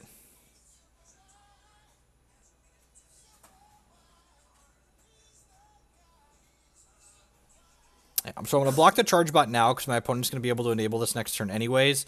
On my turn, I'm going to go Shard, play Moonrise Elder, Champ Power the 6/6 so it can't attack.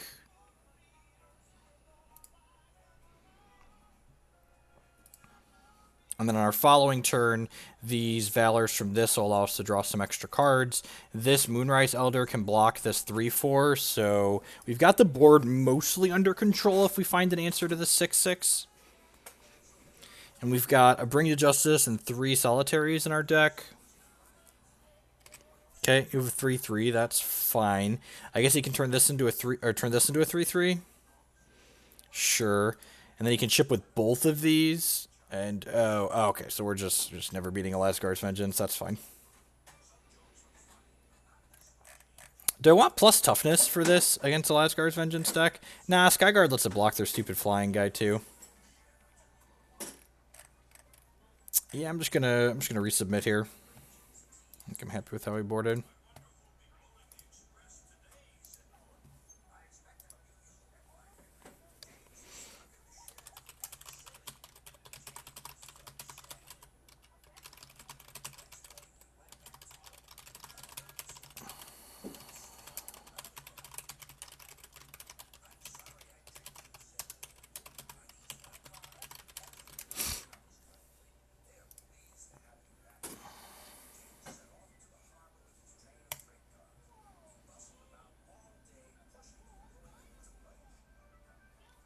This hand has the potential to be very good.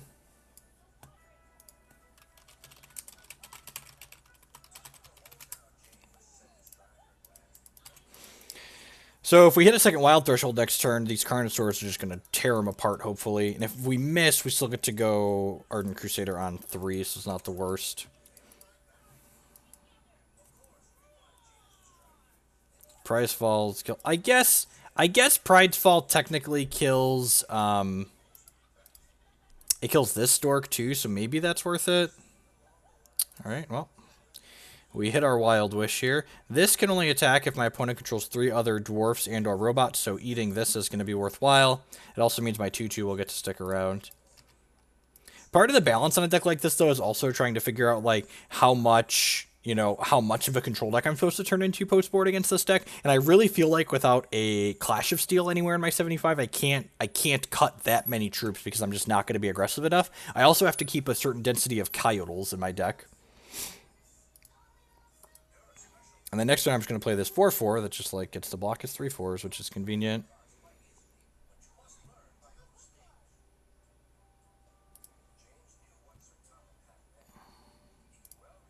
Attack for 2 here. Opponent hasn't attacked with anything yet, so if they have Lasgar's Vengeance, it hasn't ticked down.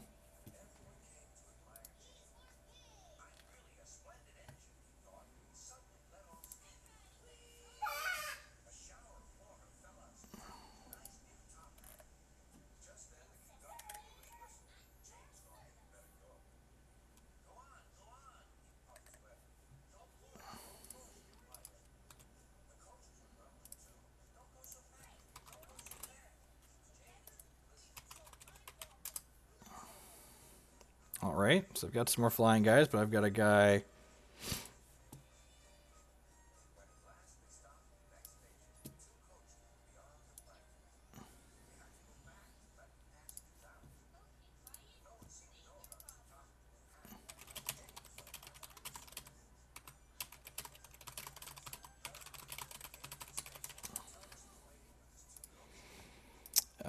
yeah, this is a pretty easy block here for me, I think, yeah.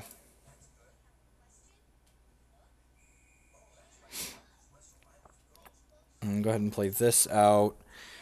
And then the question becomes, do I want to play the Carnasaur or the Moonrise Elder? I'm pretty sure I want to play the Moonrise Elder because next turn I can go 2/3 here. So yeah, he likely has Lasgar's or Season in his hand for sure.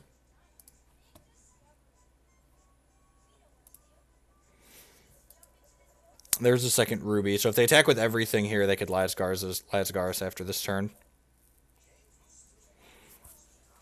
They've attacked with 3 things so far, so if they attack with they need to attack with 2 things in order to trigger Lasgar's.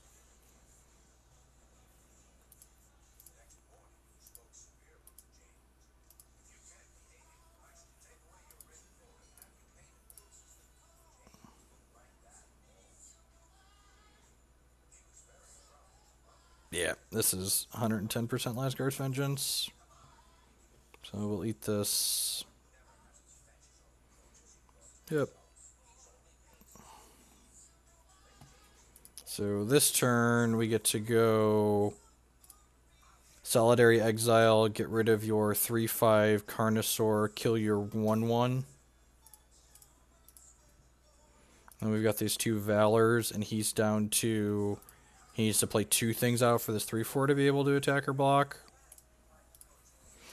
So let's go ahead and crack him for 2 in the air here. Unless he has another Assault. He needs like another Lasgar's Vengeance in his hand here to be in this game. And even then we have top decks to get out of that. Sure. This is going to be his... he gets to attack with that. That's annoying. Kind of upset I burned my Karn already. So this isn't active until one more thing hits his crypt. Removal. It's not removal.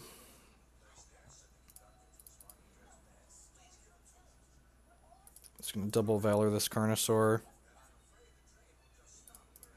And then I'm just going to race with these in the air. Nah, I'm going to attack with 1. Yeah, let's just attack with 1.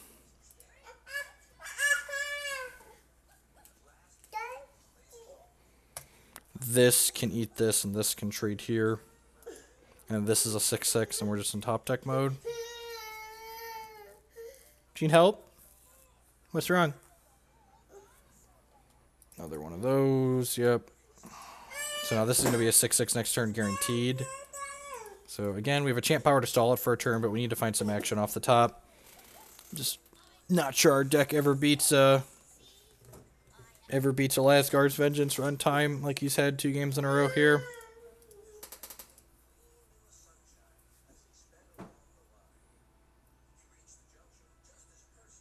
I mean, yeah, I'll take that one. We're going to get this to be a 6/6 anyways, so.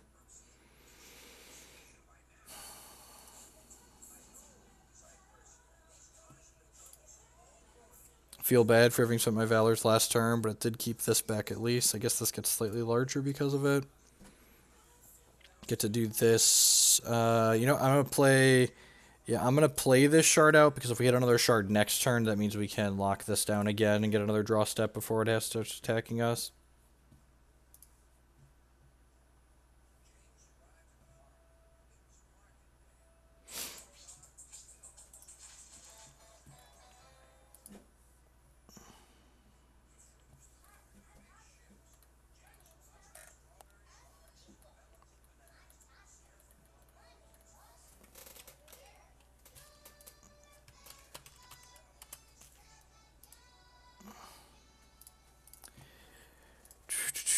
Yep, you have a thing.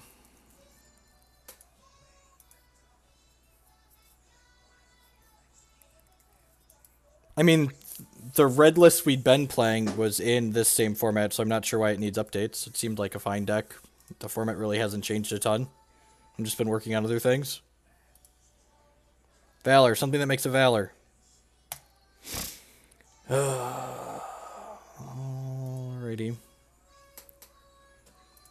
I think if he attacks with the 6/6, I just trade it for one of these two, basically. Sure.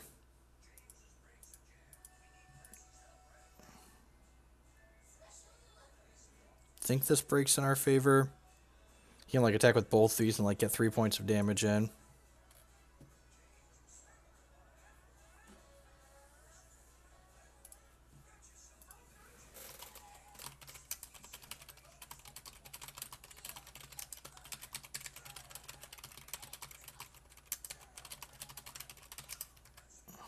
Okay, no attacks is good for us, so I'd like to just find something to do here.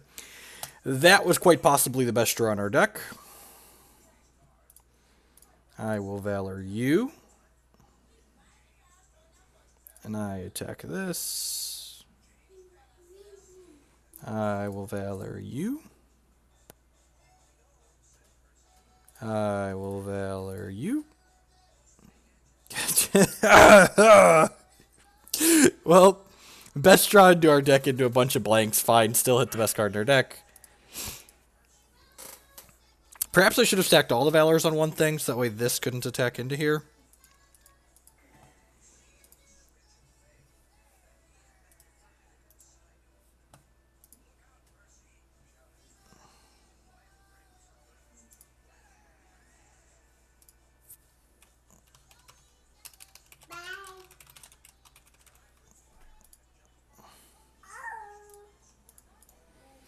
Exhaust 3 dwarfs, deals 3 damage to each opposing champion. Well, that's really bad for us.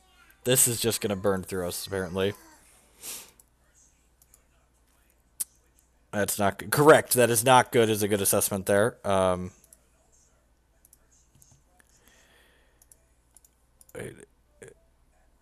Exhaust. So every 3 he exhausts, this deals 3 to me. Am I dead? Untap 3, untap 3. So he can only do a little bit more here. Okay. I think he just has to. If we hit the right thing here, we could kill him on the crackback, right?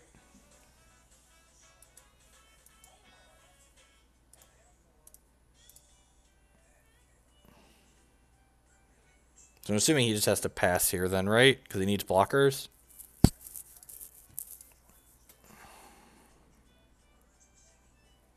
Hit like a Solitary Exile I could hit. Oh, this was a mistake. I should have made my attacks with him assuming he wasn't going to get another turn. With him assuming he was going to get another turn with this. This was a mistake. Okay. What? Did he just lose himself the game? I feel like he just lost himself the game. Yeah, he's 6, 7, 8, 9, 10, 14. Yeah, he's dead. I'm not sure what my opponent was doing, but they just lost themselves the game.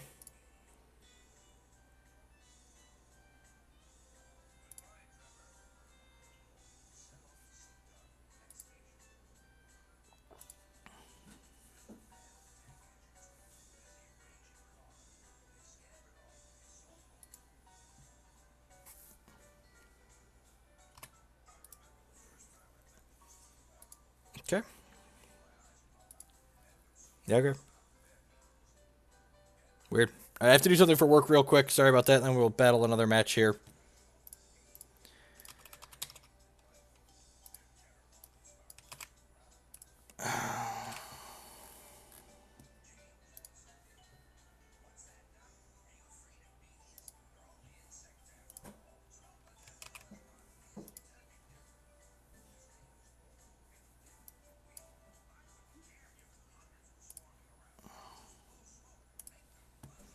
Hey, Ulthur with the victory cheer. Thank you very much. I do appreciate it.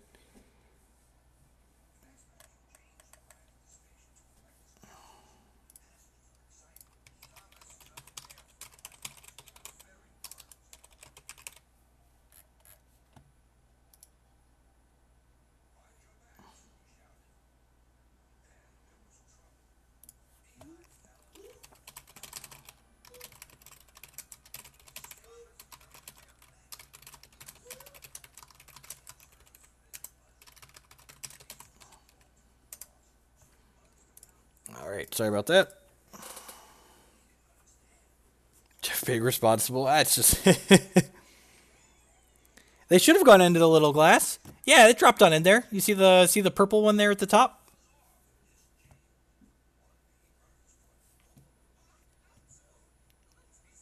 I'd like to go first. Man, it's been a while since we played against Angus.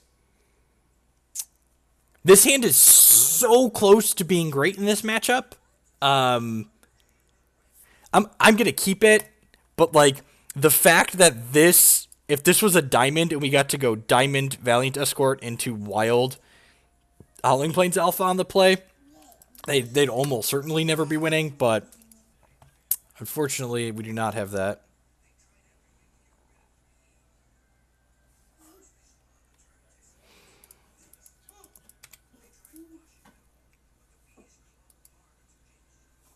Yeah, to get a whole bunch of them, you have to make a bunch of small ones, like cheer 25 a whole bunch, so it adds up.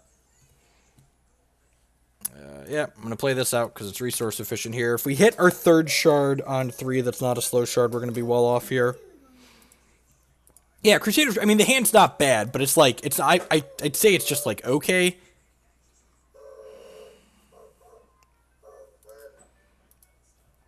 Because like if, for instance, here, if I would have been able to Valiant Escort on 1, I'd have been able to trade with this 3-1. Alright, we hit our next resource. That's good. It doesn't allow us to bring to justice, but it does let us stick to Ardent Crusader, so not going to complain by any means here.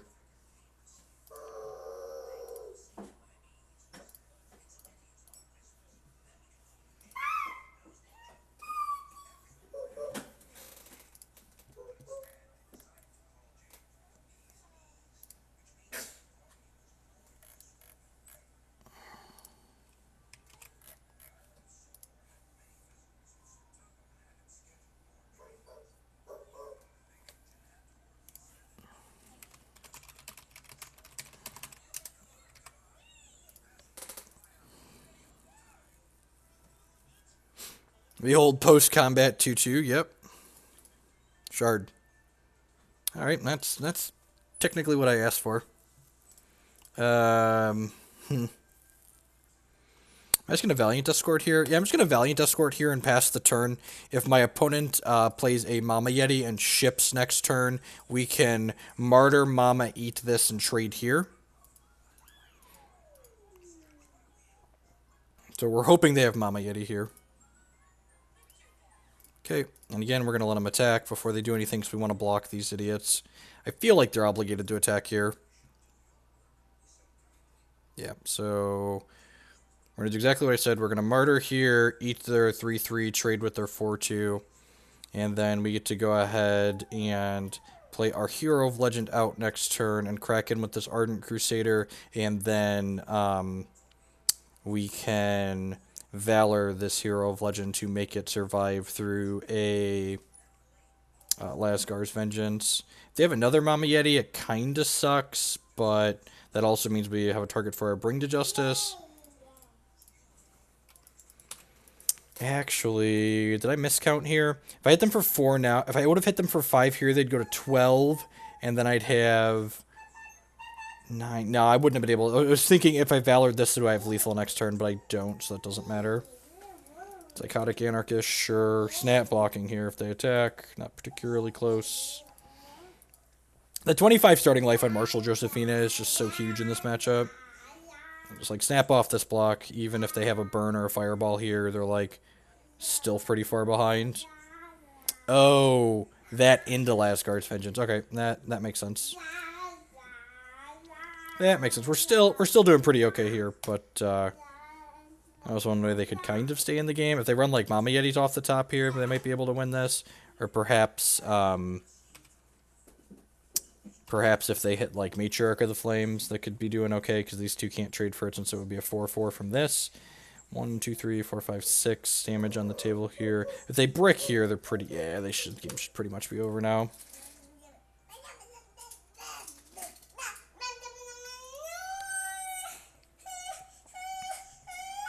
Jake, Declan can play with the trains too, bud.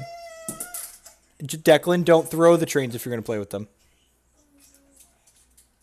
Alright, so how are we boarding here? We definitely want to get smaller.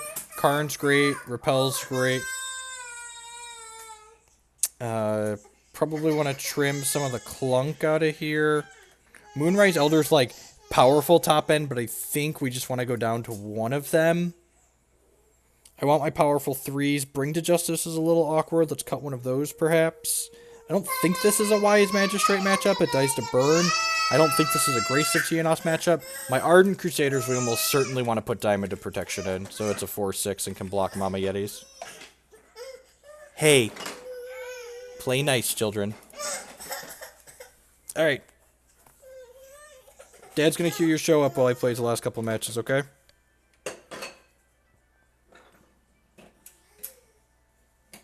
I too want to. I mean, the trains are pretty lit, you could say.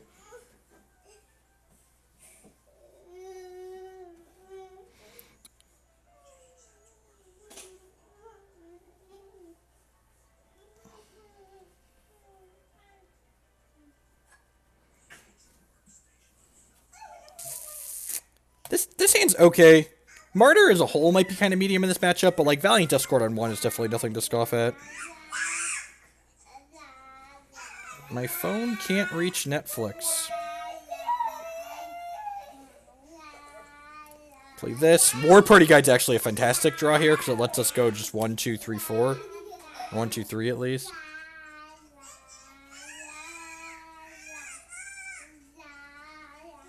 How's the deck been doing? This deck's been handling really well.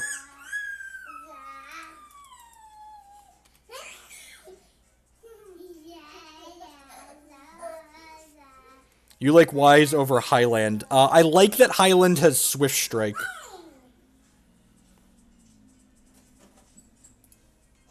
I think Highland having Swift Strike makes it pretty valuable. So he has to have another removal spell here. And if he has a removal spell for this, that means he's not putting more pressure on the table. We're getting hit for this still, which is annoying. This Ardent Crusader means a Mama Yeti's not going to be the end of the world on 4. Matriarch into Mama will be a little bit tough.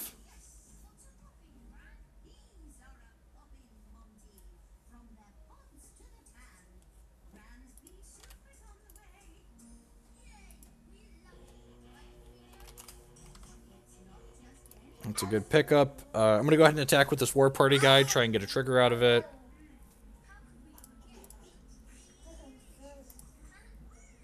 Deathless Guardian is unfactioned, Tom. Right? I'm pretty sure Deathless Guardian's unfactioned. Neutral faction, unfactioned, whatever you want to call it. So, and again, being a 4/6 here means this can block a Mama Yeti, which is great. And if he plays Mama Yeti and ships with both, I'm 10 out of 10 eating the Bolt Spasm and then bringing to justice the Mama Yeti. Suppressive Fire, sure.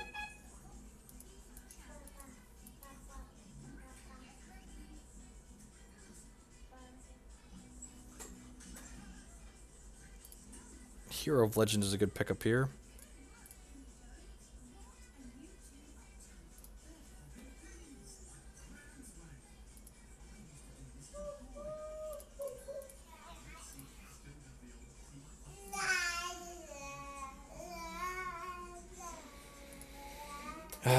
Outside of Lad's Vengeance here in a great spot. Even if he has Lad's Vengeance, this is still attacking next turn. Maybe I'm supposed to champ power this just because to like keep him off of Lad's.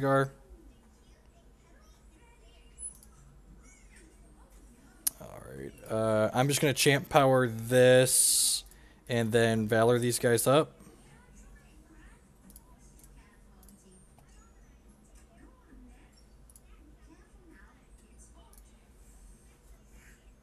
Alrighty. Man, the jumps are huge. Alright.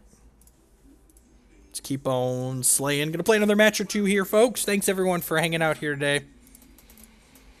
I do appreciate it. Ah.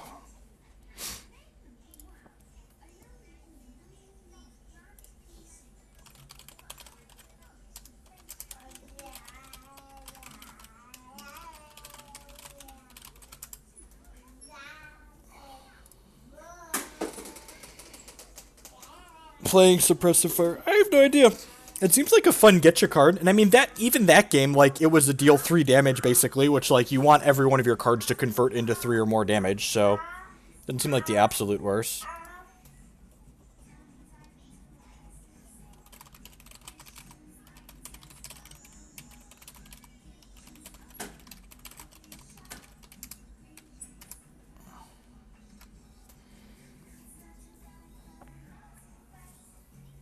Okay, Atlas Undeath here, playing Banks.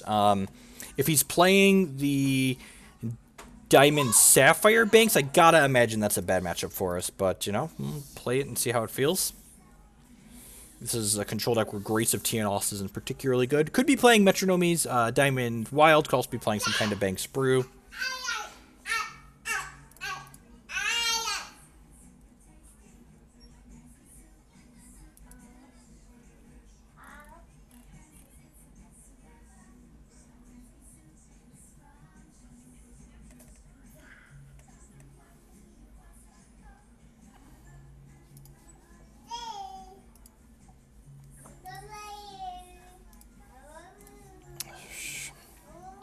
This hand's fine. It's, like, not particularly exciting, but, like, it's got cards to play and stuff to do. We're going to keep this hand. We're on the draw as well. Yeah, Diamond Sapphire. I like that Heart of Embers.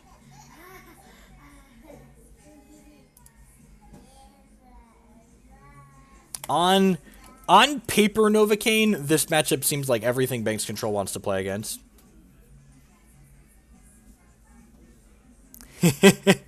Howdy putt count.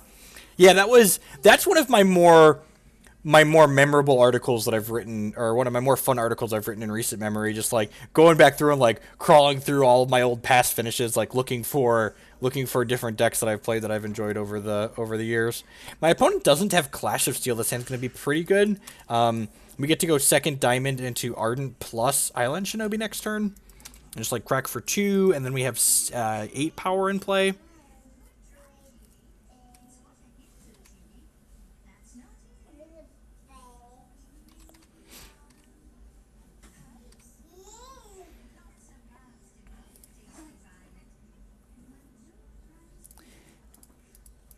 The Hex format's really pretty diverse.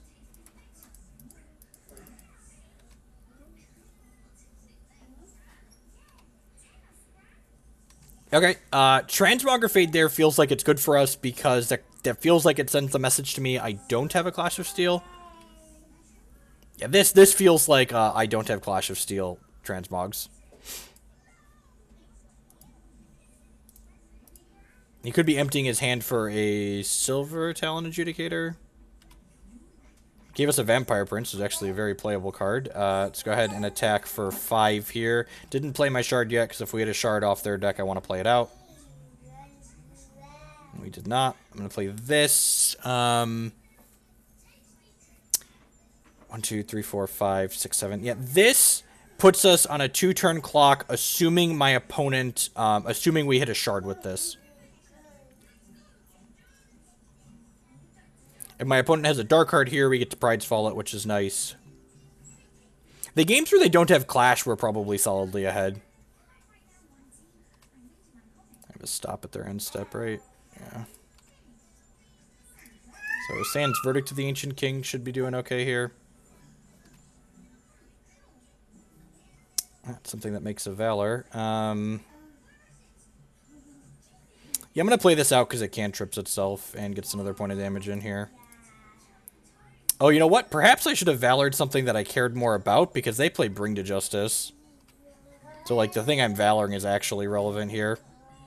And then we got a Bloodstone. Sweet. So they're at 6 now. I'm not going to play this one out, because they're very dead on board, even if they get a Darkheart back into play here. So I'd rather just, like, get blown up by Clash of Steel marginally less.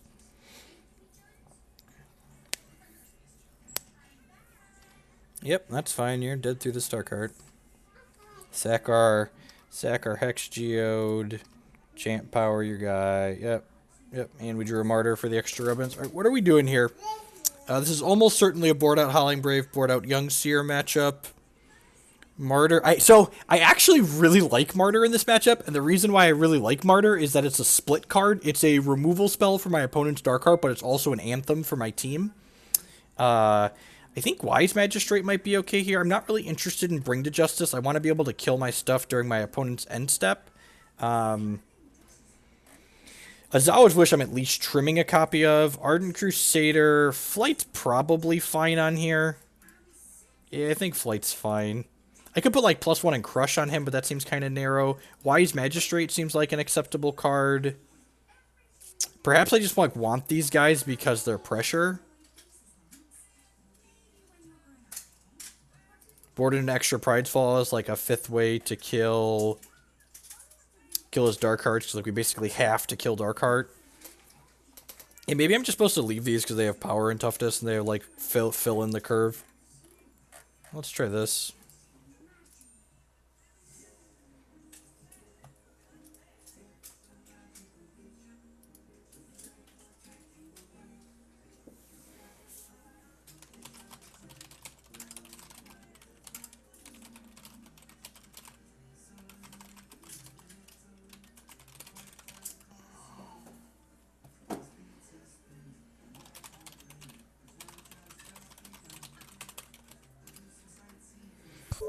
Yeah, Sand seems fine. It's got a 1 into a 2. And then Satyr's Roost Bards get to draw cards off this Howling Plains Alpha. Opponent mulliganed.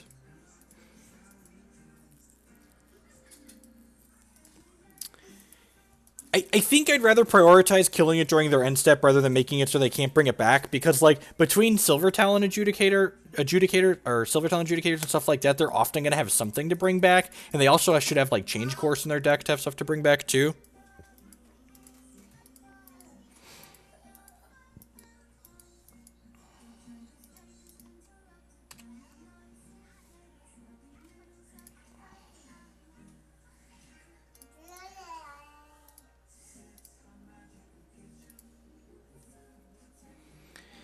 If this gets counter-magicked, it's going to feel real bad next turn.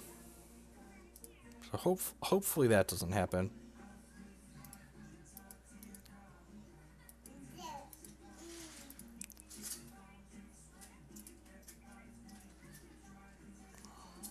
Oh, it's going to happen. Oh, thank God.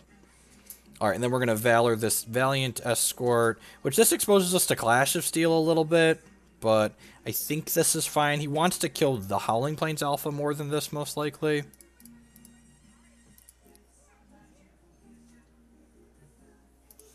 Oh, that he can. Okay, that makes sense. We just had answers for both of them anyway, so it really didn't matter. Sure. He's down to 3 cards in hand here. Less afraid of Clash of Steel. Darkheart, we don't have a good solution to just yet. Adjudicator to draw cards feels real bad. And gain life. Play this out. I'm not going to attack with this. I don't think I want to offer this trade. I'm going to play out Magistrate and Satyr's Roost Bard here.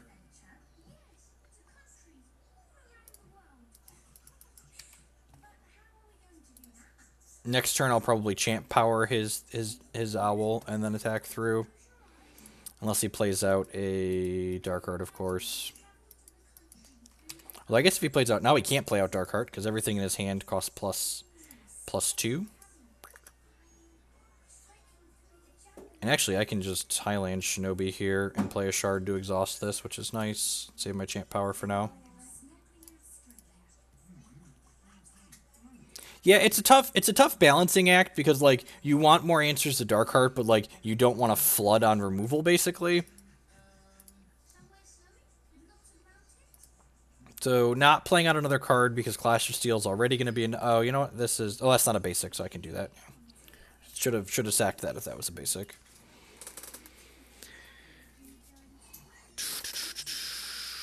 Oh, I could have played Highlands last turn? That's fair, I guess. I missed 2 points of damage doing that. Oh, I gained a charge, so I get to exhaust this. That's funny. I think I'm going to keep the Wise Magistrate here. I'm going to keep the Satyr's Roost Bard. I'm going to keep the Bard, because if we draw something that makes Valors, I would like to draw cards. I feel like that's our way to get in this game and stay in it. And you have a Transmog anyway, so it really doesn't matter.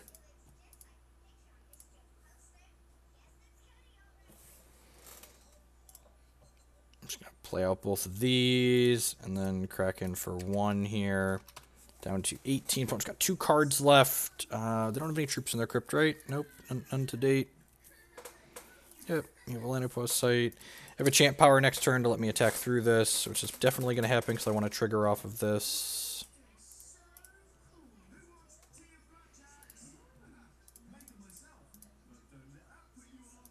Alrighty, we found the youngest of Seers. And again, I'm going to go ahead and play this out here because if we hit a Shard next turn, I want to be able to activate my Champion Power. Yeah, I'm just going to go as wide as possible here. I don't think we have the ability to beat another Clash, so I'm not going to play around it. Well, we're going to keep playing if he hits the Clash, but yeah, that's unfortunate. It's possible I'm supposed to hold the Bard there. I don't know.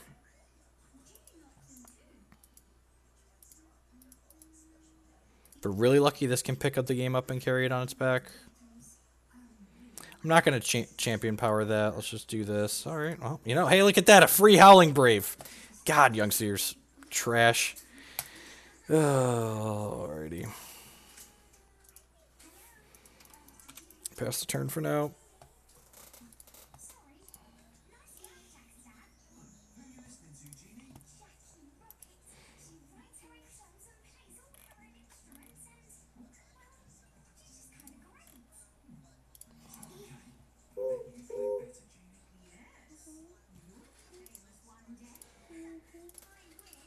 I'm going to go ahead and concede here. This is the game's technically over, but it's not actually going to end for a few more turns, so why keep playing? Yeah,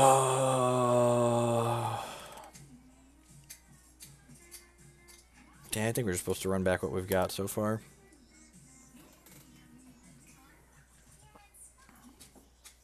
This is going to be my last game of the afternoon, folks. Thank you, everyone, for hanging out. I have to teach a class tonight, so I got to go edit my video, edit this stuff to get uploaded to YouTube, and then hop in the shower so I can take off for the day. My buddy Matty Bamonte is streaming Hex, though, so I'm going to kick you over to his channel after this match is done. This hand's kind of close. I'm gonna mulligan this hand. I really don't feel like we can keep a hand that doesn't have a 1-drop or a 2-drop in it in good conscience in this matchup, and this hand is much better, so I'm gonna keep.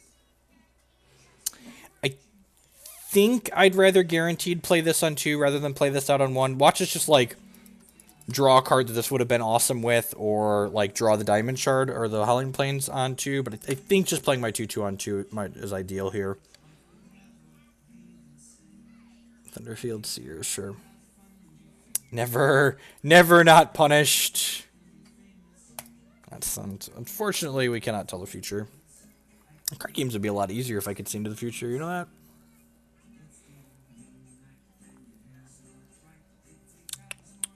What you got? Alright, Phoenix Guard Messenger. So we have to go ahead and go Bard, Valor this, draw a card. Grab a second diamond here. My life's like a diamond. My life's like a diamond. I feel like the deck my opponent's playing isn't super popular, but if it was, I would definitely want 1 to 2 more cards for this matchup in the board. I feel like I don't have any other good really options to bring in, and like I'm not super excited to have like Young Seer 2, Howling Brave 2, these Ozawa Wishes. I feel like all these cards could stand to not be in my deck right now. I feel like the 2 Scorn of Oberons that are in the reserves could probably stand to be something else. I think we're going to play this deck some more. We've had a reasonable win rate with it today, and like it's like an aggro deck with got some good utility to it. So it's like the kind of archetype I kind of enjoy playing. I definitely feel like there's some improvement to be made at very least in the reserves, if not with these Young Seers in the main deck too. So probably going to see a gain 4 by blocking this. Yeah, I'm going to go ahead and play this Young Seer out here. If we get Clash next turn, it's not the end of the world. We just keep our 4/4.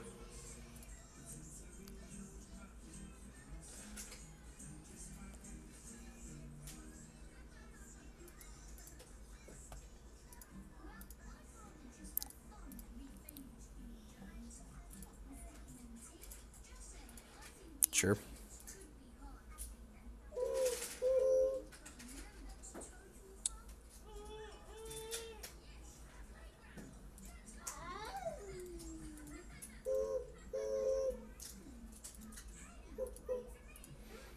So, I think I'm going to Martyr this, and this is... he still draws a card if I Martyr this, right? Yeah, I'm going to do it. This is a little aggressive, but, like, this is basically using my Martyr to deal... Oh, it doesn't leave play, so he doesn't draw a card. God, that's great. Look at that. That's definitely the right line, then. Like, otherwise that card gets to chump and draw a card. Okay, because it doesn't leave play, it just transforms. You're right, I'm dumb. Again, just like looking to dodge Clash of Steel every game. I wouldn't mind some more copies of Valiant Escort, but I feel like if we trim Young Seer, we're also obligated to put some more Coyotls in here, so I'm not sure if I can swing more copies of Valiant Escort. Though almost certainly has a removal spell here, right?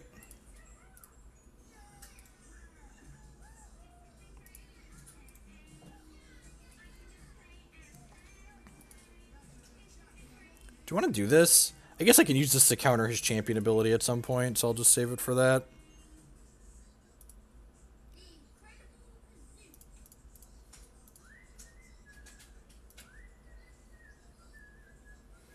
So, yeah, getting... Okay, that's a Repel.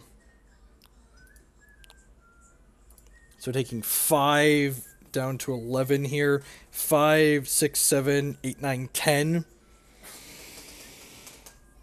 Oh, I'm not playing this... Am I playing this Wise Magistrate out? He hasn't... I'm just going to pass. He hasn't played a Clash of Steel yet. I feel like if this put lethal on the table, I would do it, but it doesn't put lethal on the table, so I'm not going to do it. And he could very well not have the Clash, but like he's dead in 2 regardless of if I play this or not, so there's no reason to play it out into a sweeper.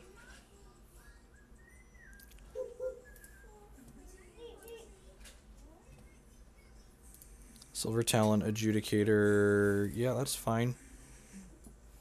It doesn't drum cards because I'm not low enough yet. Champ Power this, crack him for 7 here.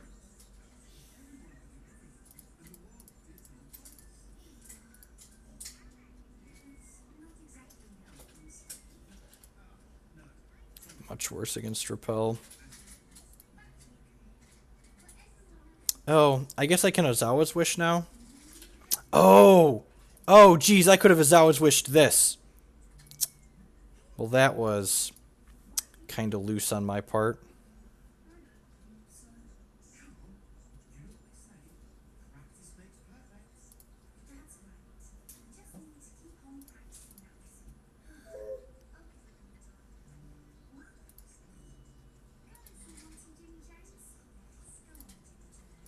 I think I'd rather get the Howling Plains Alpha at this point.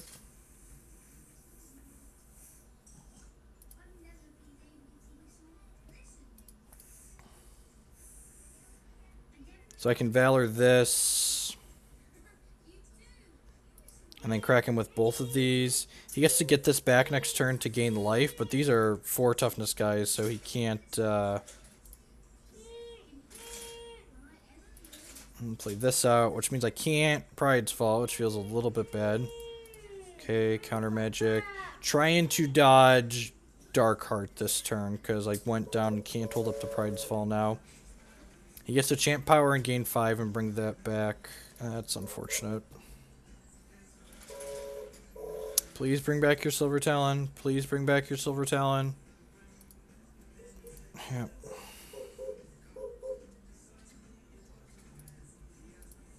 That's really unfortunate. Yeah, I guess I'm keeping the Wise Magistrate.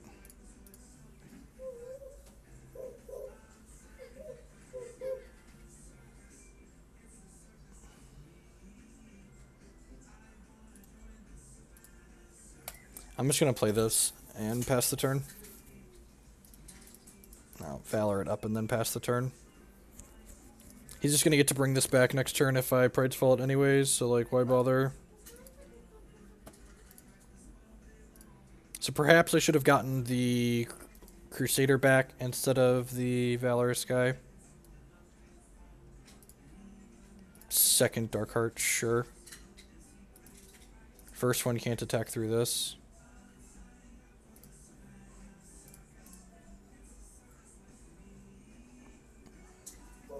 It's an okay draw. Lets me cantrip this Valor.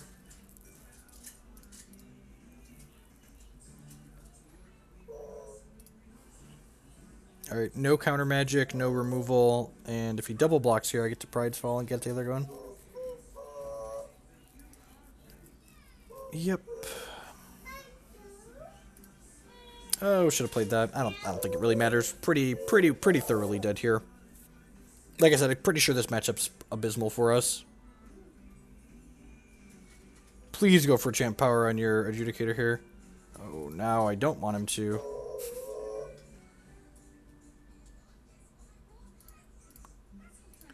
Well, let's kill one of these now, I suppose.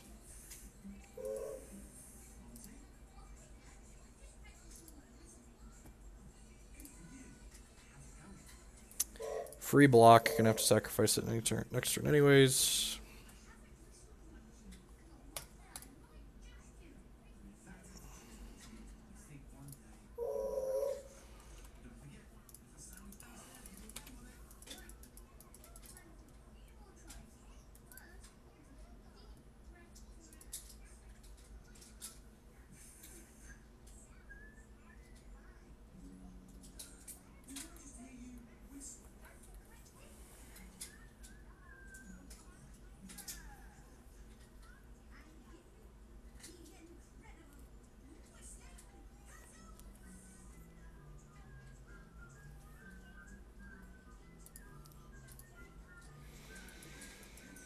Alright, I'm going to go ahead and pack it in. Thanks everyone for hanging out here today. As always, my name is Jeff Hoagland. If you missed any of today's stream, the archive's going to make it up on YouTube. We played this really sweet Diamond Wild Valor deck for most of it, Ardent aggro.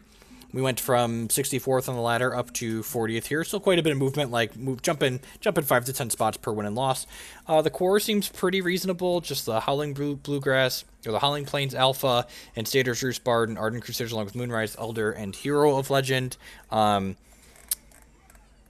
Moonrise Elder and like Howling Plains Alpha just like always overperform every time I've seen them. So I think we're gonna try and play a little bit more of those cards and future streams. I think we're probably going to play this again tomorrow with some tweaks and kind of see how we can tune and move it as we go. Peace, folks. I'm going to kick you over to Maddie's stream now. I believe he is live with some Hex.